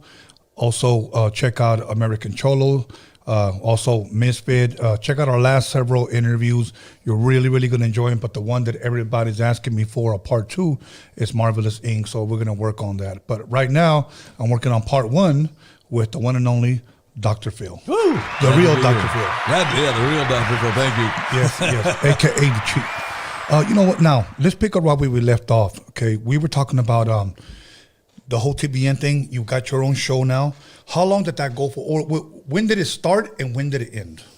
I think it started right in 1991, the end of 1991, and I think I made it through.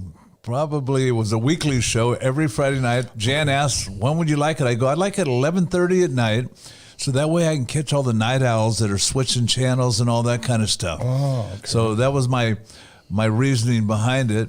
And it lasted, that's probably about 24 shows. About 24 shows, 24 weeks. Okay. You know, and I had the same intro each week on it, you know, and then I do a little bit of preaching, but a lot of music, and I always do testimonies so people could hear people's lives.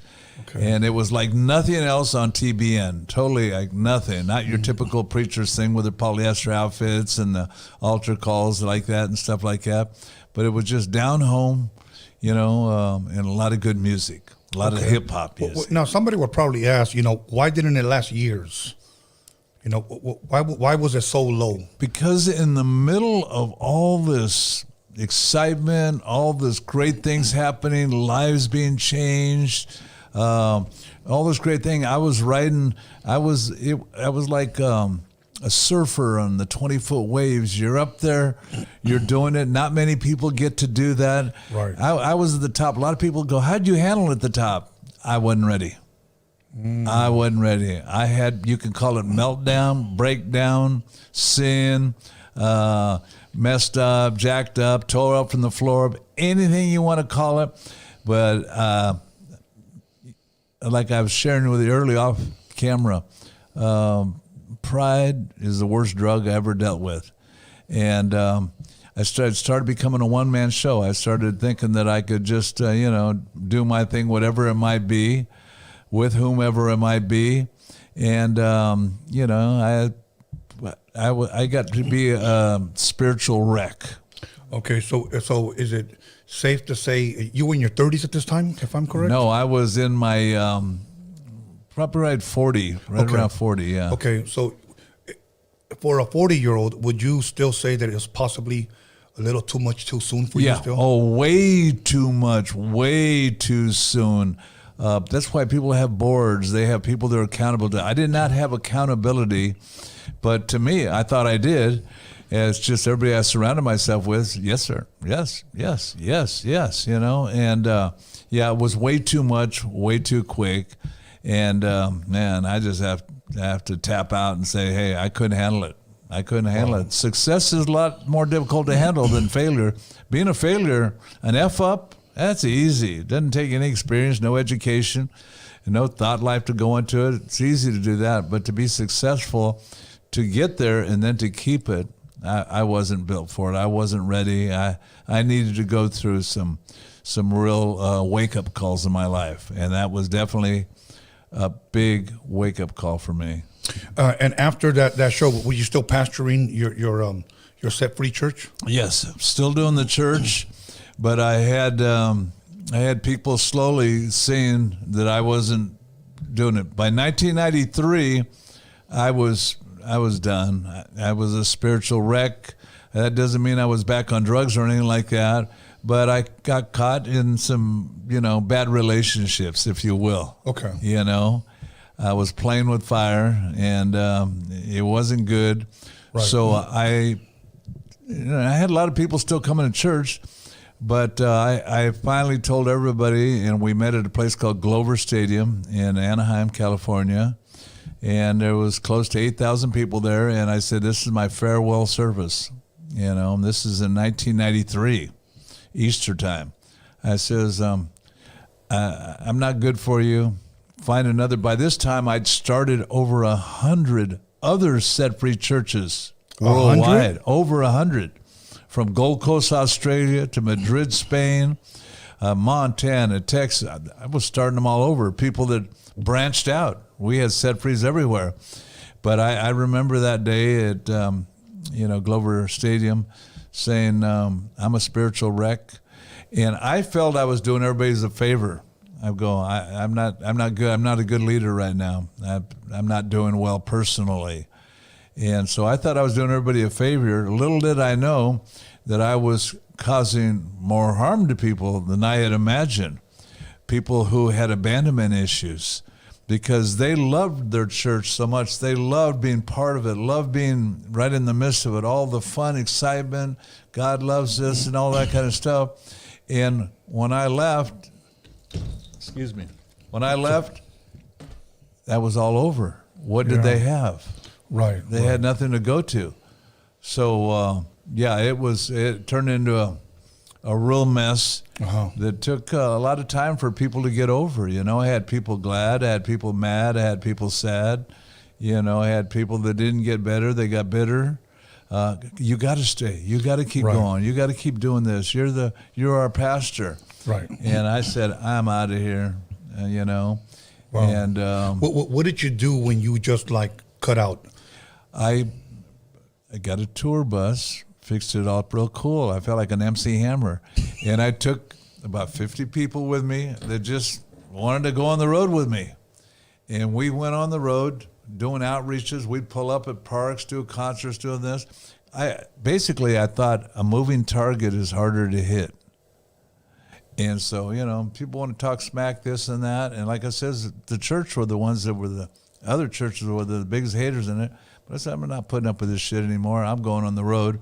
And that's what we did for the next year. I went back to Oral Roberts University in Oklahoma. I went all over the place. Our tour bus full of people. Took a bunch of breakdancers with me, a bunch of rappers. Still had the band, all that stuff like that. So we were doing it. Right. And then while I was on the road, I got back, maybe 6 months later. And I says, I'm going to go hide out now. Now, where does a guy who's been on TV and all this stuff like that hide out? Venice Beach. I've been going to Venice Beach for years. There's 100,000 freaks on the beach. I'll be able to fit in over there. Nobody will know I'm there. So I rented a house and a couple of apartments over there, and I ended up down to about 30 of us. And to make some money, I opened up incense booth right on the boardwalk there just to make some bucks. And because I wanted to blend in. I did not want to be. Matter of fact, I used to have on my van, Astro van back in the day, a big old giant sticker that says "Train to Serve Jesus" at Set Free. I took off that "Train to Serve Jesus" and I put on my license plate Chief and then of Sinners. That's when I went by the nickname, 1994, Chief of Sinners. Moved down to Venice Beach, going to hide out from God, going to hide out from everybody, just going to blend in with the crowd. There I am in a public bathroom there. Somebody's knocking on the door, go, Pastor Phil, is that you in there? And I go, what do you want? And they go, can you come and pray for us? The last thing I want to do is pray for anybody, because I was back mad at God. Yeah. Your people. I made a T-shirt that said, Lord, protect me from your followers. I had That's another. a powerful statement right there. Yeah. And I had another T-shirt made, Christians suck, because it happened within the church. Yeah, I messed up, no doubt about it, but how about forgiveness? No, there wasn't going to be any forgiveness, Yeah. You're out of here. So here I am trying to hide out. God got my attention. Then I get a phone call from a guy named Pastor Tommy Barnett. He's from Phoenix, Arizona. He got an 18,000 member church called Phoenix First Assembly. He's a world-renowned known pastor. And he says, hey, I need your help. I want to start a place called the LA International Church and Dream Center, and I need your help. By this time, I'm glad somebody needs my help, or somebody's calling, especially somebody of his stature. Yeah. So I said, man, it was like I was laying on the side of the road dead, and he came and gave me mouth-to-mouth resuscitation. It was like he was willing to help me get back up, because I was Humpty Dumpty. I had fallen, and I couldn't get back up Yeah. on my own.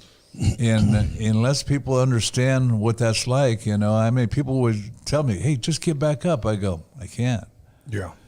And so he came and says, man, I need your help. So he moves me and a crew of about 25 of us to west side of Hollywood, the Rampart District, right off of the Hollywood Freeway in Alvarado. And he shows me this building called the Queen of Angels Hospital. It had been dormant for 5 years, 10 acres of land, hundreds of rooms, this, that, and everything like that. He goes, I want to get this place to start a place called the Dream Center where people can dream again. I want it to have, every kind of ministry, Filipino, Spanish, every type of people here. I want to build something amazing right here. And I know that you can help me do it. He had a son who was 21 years old at the time who had a good heart and everything like that, but had no experience. He knew I was an outreach guy. He knew I could reach out to people.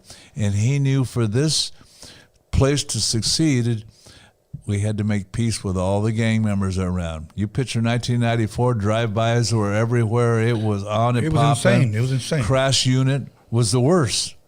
Officer Perez and everything. Matter of fact, right where I lived was where they filmed the Training Day and everything. That movie was all about that time right there. So here I was having the roughest struggles of my life. God brings me into the roughest neighborhood over there. And this guy's trusting me to make something happen. So somehow, some way, I talked over 300 of my old set-free people from Orange County, beautiful, sweet Orange County, to move to L.A. on the west side right there in the middle of gang atmosphere going on. They moved on campus and helped me resuscitate the building and start a ministry that if you went by there today, it's one of the biggest inner city ministries in the world called the L.A. Dream Center, and at Echo Park right across the street from there. They have the Angelus Temple now that's all part of their thing too. So here I went from Venice Beach selling incense in my lowest, but God had somebody who called me back up, put me back in the game. And I was just watching a video the other day where we had our dedication of the Dream Center in 1995. And I was like back on top again. The roller coaster ride was still going though. Wow. Now, throughout all this time, did you keep in contact with Paul and Jan from TBN? When I opened the Dream Center up, I had Paul and Jan come and film it. Yeah, the opening of it. We stayed in touch, but they were brokenhearted that I dropped out of the race. Okay. So we didn't have that same love affair like we used to. Okay. It's kind of, simmered down. Now, I know you have said you were like in that circle. When I say in that circle, so you got to meet all those preachers that went through TBN. Oh, yes. Okay, like here's one that a lot of people critiqued and criticized because he has planes and I guess he got caught by a news reporter. He didn't know how to answer. Kenneth Copeland. So, okay. Can you kind of understand how people who don't go to church see preachers that have, whether it's limos, whether it's double houses, whether it's multiple planes, mega churches, the normal eye would look at that and say they're ripping people off? Yes. Okay. I guess you can kind of understand that. Now let me ask you this, because I do believe that there are good, sincere people of God. Is there people on TV that are not sincere and are making a living off of other people? I believe everybody starts off good, but pretty soon, you just get used to feeling special, like you deserve it all. And pretty soon you get used to being in the green room, and pretty soon you helicopter in, helicopter out. Pretty soon you got a whole group of bodyguards with you, and it just goes away from what people know, the simplest things, that Jesus, had no place to lay his head, that Jesus was a simple person, that Jesus didn't have bodyguards and stuff to protect him, that he trusted his Father in heaven. So, yeah, it's very difficult. You start seeing it happen.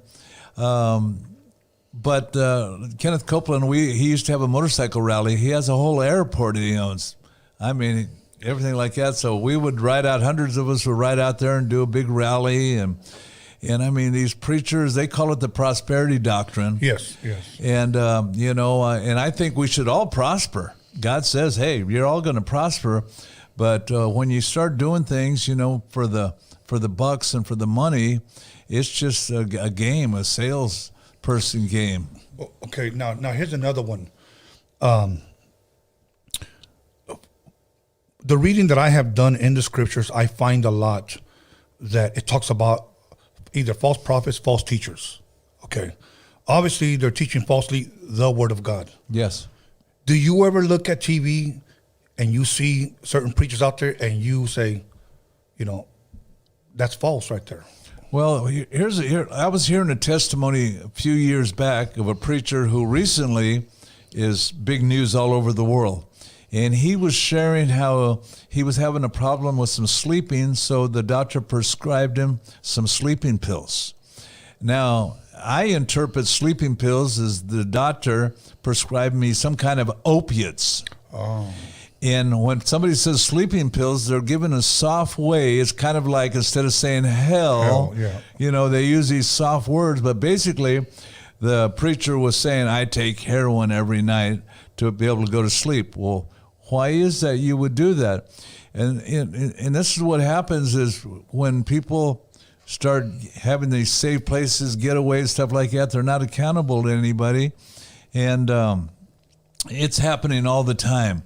Nobody can handle power that's, not, regimented, Right, and nobody can handle just, what do they say, people that win the Powerball or the lottery and all that stuff, they talk about how their lives get wrecked up and everything like that.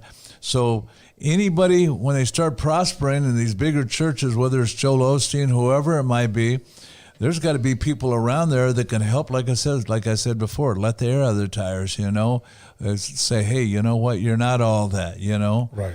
Just regular people. But it's very difficult because, like I says, I got too much too quick, didn't have any accountability, and I went down for the count. Right. I'm going to say these people's names because, I don't attend church. I don't go to those churches. I would see a lot of these guys like Benny Hinn, okay, and I'm not going to talk mess about them, but I'll just say their names.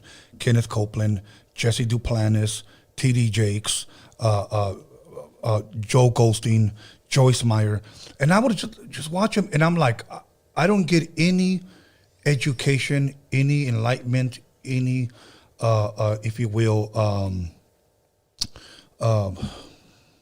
what is that, encouragement. Like, I'm just being honest with you, out of those messages, I just don't. And I'm just sitting there and sometimes I feel like this, real recognize real, and I just don't see this to be real. That's why sometimes I believe certain people will refuse to go to church because they see this. Now, I know that as a man, you're not supposed to keep your eyes on those people. You're supposed to keep your eyes on God. I truly understand that. If I were to ever to go to church, I'd probably want to go to a small, intimate church, maybe 50 or 60 people. Yes. And that's all. Because that way I can sit down with the pastor like this. Yeah, you want to be able to, when he says something, I don't agree with that. Thank you. Yeah, because when you're up there, it's just a puppeteer. You're a spectator, and you're listening to everything else. But the Bible says that the noblest Christians were the ones from Berea who searched the scriptures themselves to see whether it be so. But people don't want to learn on their own. They want to buy everything that's sold. Jesse Duplantis, all of them were part of the Ken Copeland crowd over there. Yes. And nice people, nice good guys and stuff like that. I don't know their hearts and stuff like that, but I'm the same way now. Well, I love what I do. I used to speak to thousands at a time, and now my groups are, I just told a guy at lunch today, I speak to groups of 3, 4, 5 to 30 people at a time, and everybody's allowed to, hey, why's that? Or how come that? Or where did you hear that? I love that That's real discipleship. Disciples are made, not born. And when you're just in a big group, you're just gathering more people, more cheers and more money. At the end of the day, money is such a big part of the motivating factor why people do stuff. And the reason why I mentioned, like, somebody probably got upset and, why you got to mention T.D. Jakes? Because I'm going to tell you why. I had a friend that went to a Bible college. They invited T.D. Jakes to come speak at the graduation. He said he wanted a guaranteed love offering of $10,000, and he wanted books, shirts, and he's going to take everything to sell there. And whatever he doesn't sell, the church got to buy. The church got to pay for it because he needs at least 20 rooms. So, you know, I look at that. I'm like, a guaranteed love offering of $10,000. Another one was one of my friends. He goes to the church. He's real close to his pastor, and he bumped into Creflo Dollar, and he asked him, "Would you come to my church?" And Creflo Dollar told him, "You can't afford me." Yeah, I believe that. You know, and I'm like, what the hell? Like, and but there were just so many other guys. People, there are more injured people from church than anything else. Clarence McClendon was another one, and believe me, I know what I'm talking about because I know people that know them. So I'll leave it at that. It's a rough crowd. That's why I said, Lord, protect me from your followers. You know,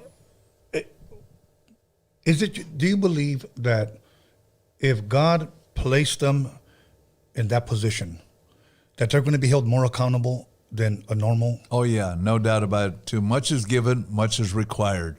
And that's why I said I was one of those people that was up there. I had all those people underneath me, all this stuff, and but I folded under the pressure. Yeah, you know. But at least I felt good that I at least came to everybody and said, "Hey, I suck." Okay, and my intention is I'm out of here because I don't want to suck any worse, and I don't want to hurt you, but I'm going to make a comeback. I don't know what's going to happen, but I'm going to make a comeback. Yeah. And I've watched God do that. The bigger the setback, the bigger the comeback. And so, because I've had more than one rise and fall. Yeah. You know, I'm hard-headed, knuckle-headed, slow learner, but I found out that God saves the best wine for last. That's why I'm in my prime time right now. You know, I'm in the last 2 minutes of the game. I can see the finish line. And so everything counts even more. But, hey, you know, a lot of people, well, you did this, you did that. And I go, but God dropped the charges. I'm cool, you know? Yeah. And that's what keeps me motivated. God dropped the charges, but people want to keep you on probation or parole. Oh, brother, you got that. No, it's true. You know. It's true. You know, I heard this one message a long time ago said, you know what? God, I'm trying to remember word for word, so I'll paraphrase it like, be careful about judging someone whom God has already forgiven. You know, yes. And I understand, and he continued and he said, I understand that God forgives, but people will always see you for the person that messed up. Yeah. You know, first and foremost, you know, even though we're not done, but I want to thank you for coming here and being so transparent. You know, you're an older man, you've been around a lot of godly people, you know, and you don't have to be here to be transparent. You don't have to be here to share your story. But to me, like, even before I met you, I respected you. You gained my respect because you're just being so transparent. You're being so open, and you're saying, you know what, I messed up. Yeah. You know, some people run and hide. You know, I tried to Venice over there to hide. It found me in the public bathroom. That's why it's, you know, all we get when we run is tired. Yeah. You know, it's funny. Okay. Well, let me ask this question because somebody actually on my DM asked me, ask him about this. I don't know if this person goes to church or not, but he said, if he's a pastor or he helps people, why does he have a tattoo on his face? How do you address that when people say, you know, why did you feel you had to put a tattoo on your face? Well, you know, tattoos, first off, like I says, yeah, when people, because I've heard it for the years after year after year, they go, man, aren't tattoos against the Word of God? I go, where'd you hear that? Mm-hmm. You know, because you can find Old Testament type things that says you shouldn't mark your body, but that thing. When it comes to my face, all of us have different ways we look at life. You know, some people look at life and go, I'm going to give them something to talk about. You know, some people, man, I'm going to go big or go home. You know, some of us all realize we're all looking for love in all the wrong place, all that stuff. And for me, I didn't get the tattoo on my face to go low profile. I was watching a movie called Once Were Warriors about the Maori warriors in New Zealand. And I just thought it was so cool the way the tattoos look. I could give a spiritual answer, like I used to wear shades night, day, and everything like that. And I'd go visit church all over. People go, why do you wear shades all the time? I go, the spiritual answer is, my future's so bright, I've got to wear those shades. But the truth is, I think they look cool. In other words, that's the whole thing. The tattoo, I just thought it looked cool. And so I was going to do this whole half. That was my thing. So I started doing that. I was touring with Korn at the time. Tell us that story, please. Yeah. So here I am. I got this guy coming to my church, older fellow, and he goes, hey, Pastor, can you pray for my son? I go, yeah. So every week he'd tell me, pray for his son. And so one day we sat down at Fuddruckers having a couple burgers together. I go, what is your son doing? He goes, he's in a band. And I go, what's the name of the band? He goes, Korn. And I go, wow. And I said, who's your son? He goes by the name Fieldy, Reggie Arizo. He's the bass player of the band. So a couple weeks later, Reggie's dad, Korn, goes to the hospital and dies. The stepmother, who was married to Reggie's dad, comes in there because he's brokenhearted. Reggie shares Jesus with him. He gives his life to Jesus. Then Reggie goes, where's the church my dad's been going to? He starts coming to my church, and Reggie, man, I disciple him. I baptized him there. I did his wedding between him and his wife, the whole thing like that. And then we just became great friends. Then he asked me to go on tour with him. Well, we're going on tour. The lead guitar player gets born again and leaves the band. His name's Head, Brian Welch. They did a thing on Showtime on him, a story of his life. He got saved at a Baptist church in Bakersfield. So Reggie asked me, should I stay in the band or leave the band? I go, it's up to God. If you stay in the band, you can be a testimony everywhere you go with these different places, share Jesus with people. And Brian Head goes, no, I can't be around this evil of the band. I'm leaving. People make different choices for different reasons, but what happened is Head ended up coming back. He's in the band again.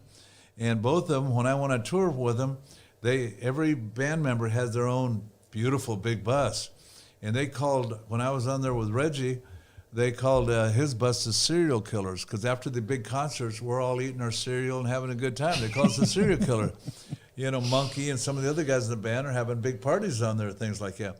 But Reggie and Head, when we go to these concerts, they let me go out in the audience. They let me go pray with people and stuff like that. So now 2 members of the band love God, but they're both in the band now, and they tour. They were in Nashville last week. So whenever they're in a certain town, I have a friend there. I call up Head and, hey, can you get my friends in? So they're always helping in ways like that. Reggie, the bass player, the Magic House where I do ministry at and take people in, Reggie just wrote me a check yesterday. He helps out, pay the bills, to take care of the people that I take care of. So these guys are all doing their thing, but there's people judging them. Well, they're in that god-awful Korn music band and all this stuff, and Jonathan, the lead singer, he's not a Christian. People are just so judgmental and down, and they don't know the whole story. They've had heavy lives and come from heavy drug addiction, and now they're sharing love. Let me ask you this. Did Jesus come to make Christians or disciples? He came to make disciples. Christians was a name that was by people that, oh, you're Christians. In other words, it was kind of a mocking name. It really wasn't. Right. That's why, disciples, we believe, but we can believe in magic. That don't make us a magician, We can live in a garage. That don't make us a car. And so talk is one thing, and then the walk is the other thing. And he says, you'll know them by their love. You'll know they're my disciples by their love. I'm writing a book right now called The Art of Being a Professional Forgiver. And because that's what Jesus was all about. He forgave everybody. And people oftentimes will say, man, you forgive everybody. That guy did you wrong. She did you wrong. I said, I'm not going to let it have free rent in my mind. I'm enjoying the ride too much, and it's taken me a long time. But wake-up calls. When life gets a hold of you and goes, you know what, Tony?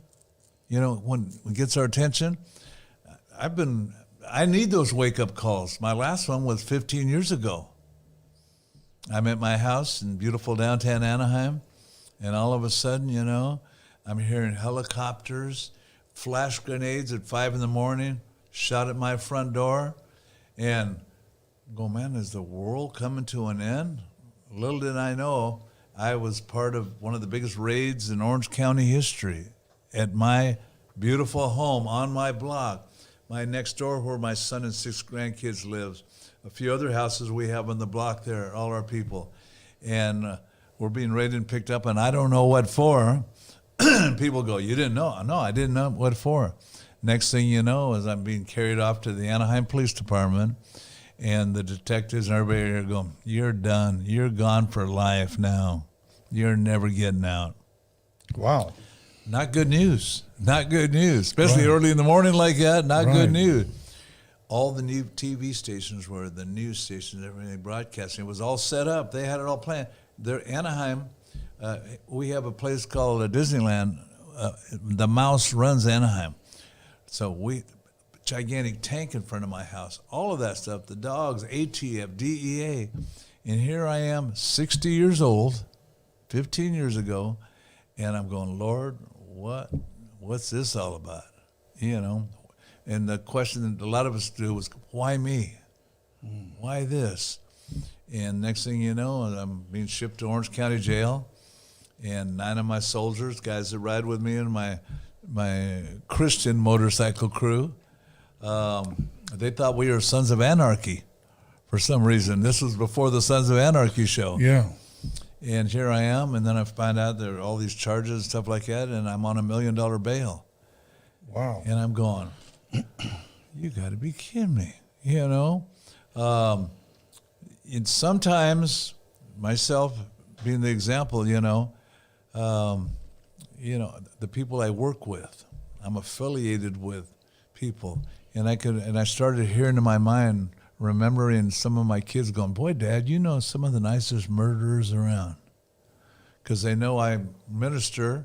I have come over to my house people from every sect, every clique, every tick, every tip, every group there is. And my intentions are always good. Good. But the police who are on the outside looking in are going, he must be, it looks like it smells like it must be something. And when they came to raid my house, they were expecting an arsenal of weapons. They were expecting a computer full of prostitution, ring going on. And they were expecting drugs of all sorts going on, and they were dead wrong on it all. But it still happened. And when I'm sitting in the county jail, I thought about the story, Jonah, when he was in the bellies of the whale for 3 days, because I was there for 3 days waiting for court. And while I was in there, my first thing was the excuse making. People asked, what happened? I go, I was at the wrong place, the wrong time. And then in my mind, you knew you were going to the wrong place. You knew you shouldn't have been going there. Just because they told you, don't go there, you were going to go. And so my pride, I was still dealing with that, machismo pride, but nobody's going to tell me where to go. Sure enough, this all happened, and here I am now going to court, and they dropped charges on everybody but my son-in-law and one of my sons. So here I am in Orange County Jail, $1 million bail, and I've got my son and son-in-law there, and I know I'm the leader. Everything rises and falls on leadership. Yes. And so God wanted me to take full responsibility, just like the first step, the 12-step program. Admit you got a problem and not blame it on somebody else. So that's what I needed to do in that cell. Okay, I get it, God. I told my soldiers who were with me, I said, I let us in, I'm going to lead us out of it. The last 15 years have been the best 15 years of my life, because every step's been baby steps forward, but I haven't went to the right or to the left or backwards. Now I see the errors of my ways, that even pride, it don't have to be a drug, it can just be an attitude, stinking thinking. Not doing a checkup from the neck up in the morning and just being a fool. Yeah. So it changed my life. In that same house, it was rated all that stuff like that. While I was going to court, I applied to be a state licensed drug and alcohol treatment center. And that's what the right hand don't know what the left hand's doing sometimes. They licensed me up in that very house, the Magic House that I'm at now, to be a certified by the state of California drug and alcohol treatment center. And now I've got to help start many of those, save more lives, getting off of drugs and alcoholism. And it all happened because I got busted, got shook by God, said, son, I love you, but, You're not done. Yeah, I got some good stuff for you. And these last 15 years have been the best. And now, like I told you, I'm in the last 2 minutes of the game here, working on projects now that are just going to leave the legacy of it. Especially I take these young men in their 30s, and 40s and mentor them and try to help them avoid my mistakes. So you were around 40 years old, okay, when you left TBN. Yeah. Or pretty much, okay. The reason why I'm sharing that is because it reminded me of a story that really, really broke my heart when I read it. When Moses fled Egypt when he was 40. And God called him to go back to Egypt when he was 80. Yes. So you were in your 70s, and God is still telling you pretty much, I'm not done with you. Oh, yeah, definitely. So he was 80. He led him into the wilderness. Didn't make it in. And he died. Well, God took his body 120 years, 20 years old. And but I think he did make it. I think Moses did make it. You know what? You know how I know he made it? Because on the Mount of Transfiguration, he appeared. Yeah, exactly. He sure did. He made his comeback. So that was it. For those of you guys that don't know, look up the Mount of Transfiguration. Once again, I always encourage my listeners, cheat on your phone with a book. There you go. Cheat on your phone with a book. Put your phone aside and open up a book. So yeah, man, so many things that I want to ask you, but you know what? So obviously everything was dropped. You applied, and everything is going, man. I looked up, and I don't know if this is old or if this is recent. A documentary on your life, or there's in 1990 there's a thing called the Set Free Special on YouTube. That's a documentary I did in 1991 when I was doing the TV show. Okay. And then 4 years ago, approximately, a guy named Dave Trotter, a friend of mine, good guy, he did a documentary on my life. And it tells a whole lot of story of what I was talking about with Paul and Jan and all that kind of stuff like that. And now there's a fellow that came to me a year ago, says, hey, I want to do a story of your life. But he's not a Christian guy, and he's an investigative journalist, so he sat me down. I said, okay, we'll do that. He sat me down and started to interview me, and I go, nah, I can't do this. You want to go way too deep for me. I like the sweet ones.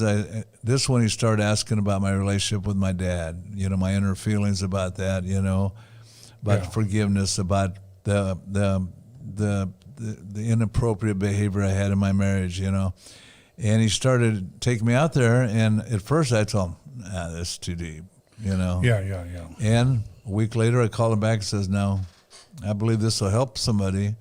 I believe it'll help a lot of people. So for the last year we've worked on they just finished a 14-minute, I guess you call it a sizzle reel, and last week they met with Sony, with Showtime, with Hulu, with Netflix. They had 7 meetings last week, and they've had 4 interested on the possibility of it, how it works, the possibility of picking it up and doing a docuseries, maybe awesome few things. So if it happens, it'll be cool. If it does, it's pretty heavy for me because it's me asking forgiveness from my sons, and just all those little inner working things like that. But think about all the people that they can interview, possibly a lot of the celebrities, a lot of the people that that can say positive things about you and your ministry, Yes. A couple of things. Paul and Jan Crouch, when they passed away, did you attend their funerals at all? No, I didn't. Okay. They were pretty private about that and stuff like that. And I knew their kids real well. Like Paul Jr. is a good friend of mine. Okay. And Matt Crouch, their son, I taught him karate lessons when he was growing up. Wow. So, but it's a whole different style they have than their parents. Right. But they were seriously, Jan was one of the greatest people I ever met in my life. She was crazy, funny, loving, but she loved people, just loved people. She'd come to my house, want to watch Airplane and every other kind of funny thing. Oh, she was just a character, just the coolest person in the world. Her husband was puro business, 100% a businessman, you know. Right. Okay. And so I had asked you about, a lot of you guys don't know, but there's a something on Netflix about the life and story of Jim Baker and Tammy Faye. Yes. Okay. If I'm correct, they were before Paul and Jan TBN? Yes. Mm-hmm. Okay. Now, I had asked you, did you ever meet them? And you had said, I believe, after their whole thing blew over. Can you tell, how did you come about meeting them? Yeah, I got to meet Jim. Okay, Jim Baker. After he got out of prison, he came to, of all places, that pastor I told you that helped me when I was in Venice, Tommy Barnett. Tommy Barnett had Jim go to his church in Phoenix, and that's where I met him right there. Because Tommy's one of those guys, he has a gift of forgiveness where he took Jim in, and then Jim came over to the Dream Center and, you know, was there. In other words, Tommy was able to help get him back in the game of life again, get him back living and show other people, hey, he needs to be forgiven. And because like you said earlier, people try to put you on probation forever. You know, you're on parole. There's always a black cloud every time they talk to you. But Jim was a very cool guy, and now, you know, I think he does a little humble cable TV thingy that he does type of thing. And sometimes we're never the same. Sometimes we get better in a different way. Yeah. You know, but that's I thought that was a good little movie. Yeah, I thought so too. She was beautiful. There she was, like I says at the end, singing for Jesus. But man, the world beat her down good. But you know, we don't know what we'll do, what $1 million will do to us. You know, we can say what we think we do, that it wouldn't change us. But like I said, I got caught up in that. You know. TV and everything like that, and you know, people saying what a great guy you are, and you got to watch out because you might start believing it. You got to watch out because you might start believing it. You know, don't believe the hype. don't believe the hype. No, you know what? It's very, very true. And oftentimes I share this. You know, when I was younger, I made a lot of money in my early 20s, and I also share along with that as a young boy that it was one of the most miserable times of my life. Yeah. You know, you think you have it all, but you don't. You're still empty, you know. So that's why when I hear people say, I need to make $1 million, I need to do this, you don't know what you're asking for, you know. Miggs and I talk about being the richest man in the room everywhere we go, but that we got to really believe it and know that the richness is inside of us. Yeah. Having peace of mind. I love knowing I don't have aught against anybody on this planet, you know, and that, you know, and that I'm going to forgive people and love people right where they're at. You know, and I have people like one of my own sons goes, man, you got something good to say about everybody you meet. Like that's so wrong. I go, because I used to talk shit about everybody. Now I'm gonna, you know, say there's something good in everybody. Sometimes we got to dig a little deep, maybe. But it's there. It's there. Yes. All good, man. You know what? Anything I didn't ask you, anything you want to bring up, anything you want to share, anything worth, I'm looking through my notes here, worth bringing up, because I pretty much asked all my questions, you know. No, this has been beautiful. Like I says, that when Miggs turned me on to who you are, I started listening to some of your interviews and stuff. I go, what? That guy knows the Bible, you know. He knows the story. In music, like I says, I was brought up where all my kids are into rap music. Right. So, you know, I was taking them backstage when Esteban was Scandalous, Steve-O, you know, and he was DJing, you know, for the Cypress Hill and all those stuff like that. And I'd take all my bikers and we go to the smoke out concerts and stuff like that. And they taught me about mosh pits and all that kind of things like that. So I just think it's cool that, you know, all the music that you're involved with and what you've done there. But we got to share this part of life. I appreciate it. Absolutely. You know, now let me share with you quickly how I started reading the scriptures. I was introduced to scriptures by history books. But once again, in a nutshell, I met someone that had me study first Egypt, Assyria, Babylon, Persia, Greece, Rome. And later on, I find out that all that's in the book of Daniel, you know. Yes. And so when I read all those books on ancient, these ancient civilizations, okay, then he said, I'm going to give you another book. It's a real old book. And I said, well, how old is it? And he says, it dates back to day one. So I'm thinking, it's going to be worth a lot of money. Do I get to keep it? You know, I'm thinking about how can I sell it? How can I it's going to be a treasure. Yeah. So he gives me a 1611 King James Bible, and right away I was like, oh man. And he saw my expression, and he just told me, do not read it like a religious book. Read it as a history book. You'll learn something. He said, trust me on this. All right, cool. I started from Genesis, Exodus, Leviticus, Numbers, Deuteronomy, Matthew, Mark, Luke, John, Acts, Romans, 1st, 2nd. I just went all the way, all 66 books, 39 in the Old, 27 in the New. And I read it, and I was sold. I was really intrigued. A lot of stuff that really had me sold was Joseph, Moses, and then the things that Jesus said. You know what I'm saying? Really, really blew me away. And I think the one that really made me, and Samson. But made me close it for about a day or two, because I was reading it every day because I was so intrigued, was when I came across the scripture when it said, love your enemies. And I just said, you can't go there. Yeah, so I took it back to him. And he said, okay, I'm done.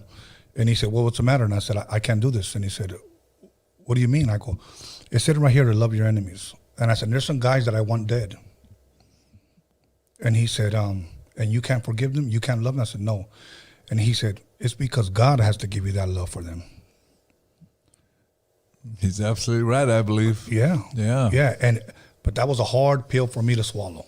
And then that's when I realized that I can't live with bitterness and unforgiveness and, ill will towards someone. Yeah. You can't live like that. No, we think when we're hating on somebody, we're just getting worse ourselves. We're getting bitter, and Yes. malice in there. It's a disease that'll eat us up and, rob us from being able to just enjoy our life, enjoy the ride here, no doubt. And can you imagine the people that live with that for years? Oh, yeah. For years. Yeah. And you can always hear it when you start talking. Oh, yeah. I shared this with Marvelous Inc., my past guest. Out of the abundance of the heart, the mouth speaks. Ooh, you got that right. Now that's absolute. What's here is going to come out. Yeah, through when here. we're talking to people, we're hearing where they're from, what they got to say and everything like that. No, this has been very cool, and like it says, at this time in life, people have, especially people who have drug or alcohol problems like that. That's why I have people reach out to me. Every day I'm helping people get in places, taking care of them, whether it's a parent, what to do. My phone, I open it up to people who do it. Right. So we just want people to know, hey, I'm here. I'm a resource, and they can call and get advice for free. Anything I might be able to help them do. So right. At this point, I'm going to ask you just to do one thing to the audience.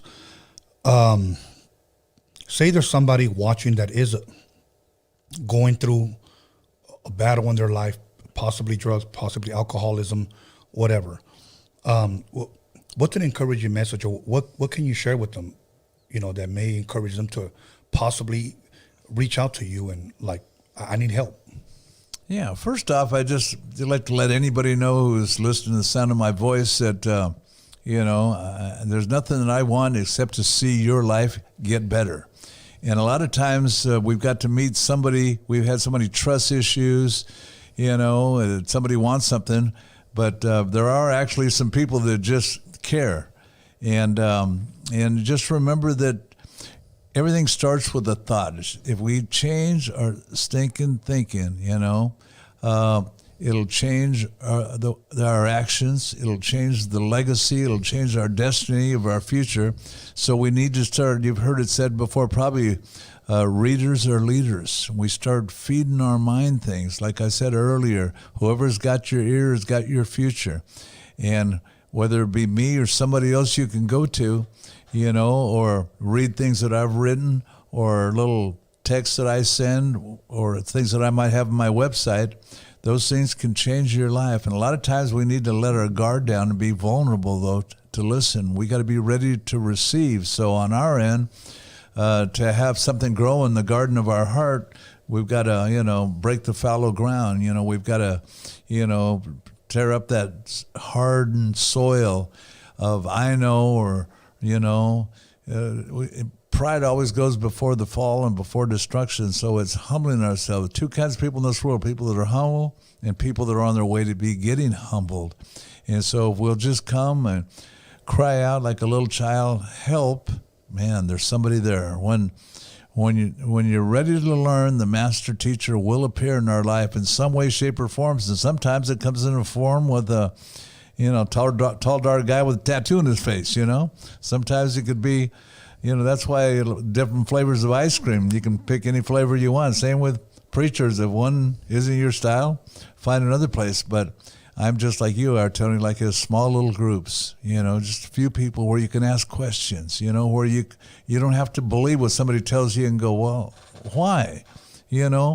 Asking questions gets us answers, digging for things. But, I just want you to know, like, whether you call my number now or you call it a year from now or whenever, or, it's just available there. It's there, for the picking. Awesome. And anytime, day or night, leave a message. I'll get back at you. Awesome. His Instagram is there on the screen. It'll also be on the description once the video is posted up. Other than that, any shout-outs? Hey, I just want to give my love to my set-free familia worldwide, my Church of God family worldwide, my set-free soldiers, my Christ sons, my end-day soldiers, my deacons, my sons, my daughter, and all my family, and my beautiful soldier wife, St. Sandra. She getting ready to celebrate August 13th for 45 years. Awesome. Us married me in prison, so she's done good, stuck in there, 23 grandchildren. Oh, hey, let me tell you. And, man, hey, this has been the best. Awesome, brother. Thank you. Thank you. And hopefully this is not your last time here. Oh, anytime, brother. Because one thing that I studied before we leave, I did study a lot of biblical prophecy. That's kind of like my cup of tea, what I like to talk about. Maybe one day we'll come back and we'll talk a little bit about it. And my thing is this. I don't call or consider myself a Christian. I don't. But I will. This is what I do consider myself. A believer in the Bible. There you go. And that's all. Okay, everybody. Once again, I want to thank Dr. Phil, a.k.a. The Chief. I want to thank everybody who tuned in, live, subscribed, commented. We wouldn't be here if it wasn't for you guys. So I first and foremost want to thank you guys for tuning in. Other than that, Wednesday, if I'm correct, we won't be here Sunday. We won't be here. But hold on. We won't be here Sunday because it's Easter. I want to spend time with my family, so there'll be no show. But on Friday, we will have a show. So I'll see you guys Friday. I'll post with the flyer on Friday. And once again, have a blessed Easter, everybody. And we'll go ahead and see you guys later. Once again, thank you, Dr. Phil. Thank you. It's been a blessing. Yes, sir. Thank you.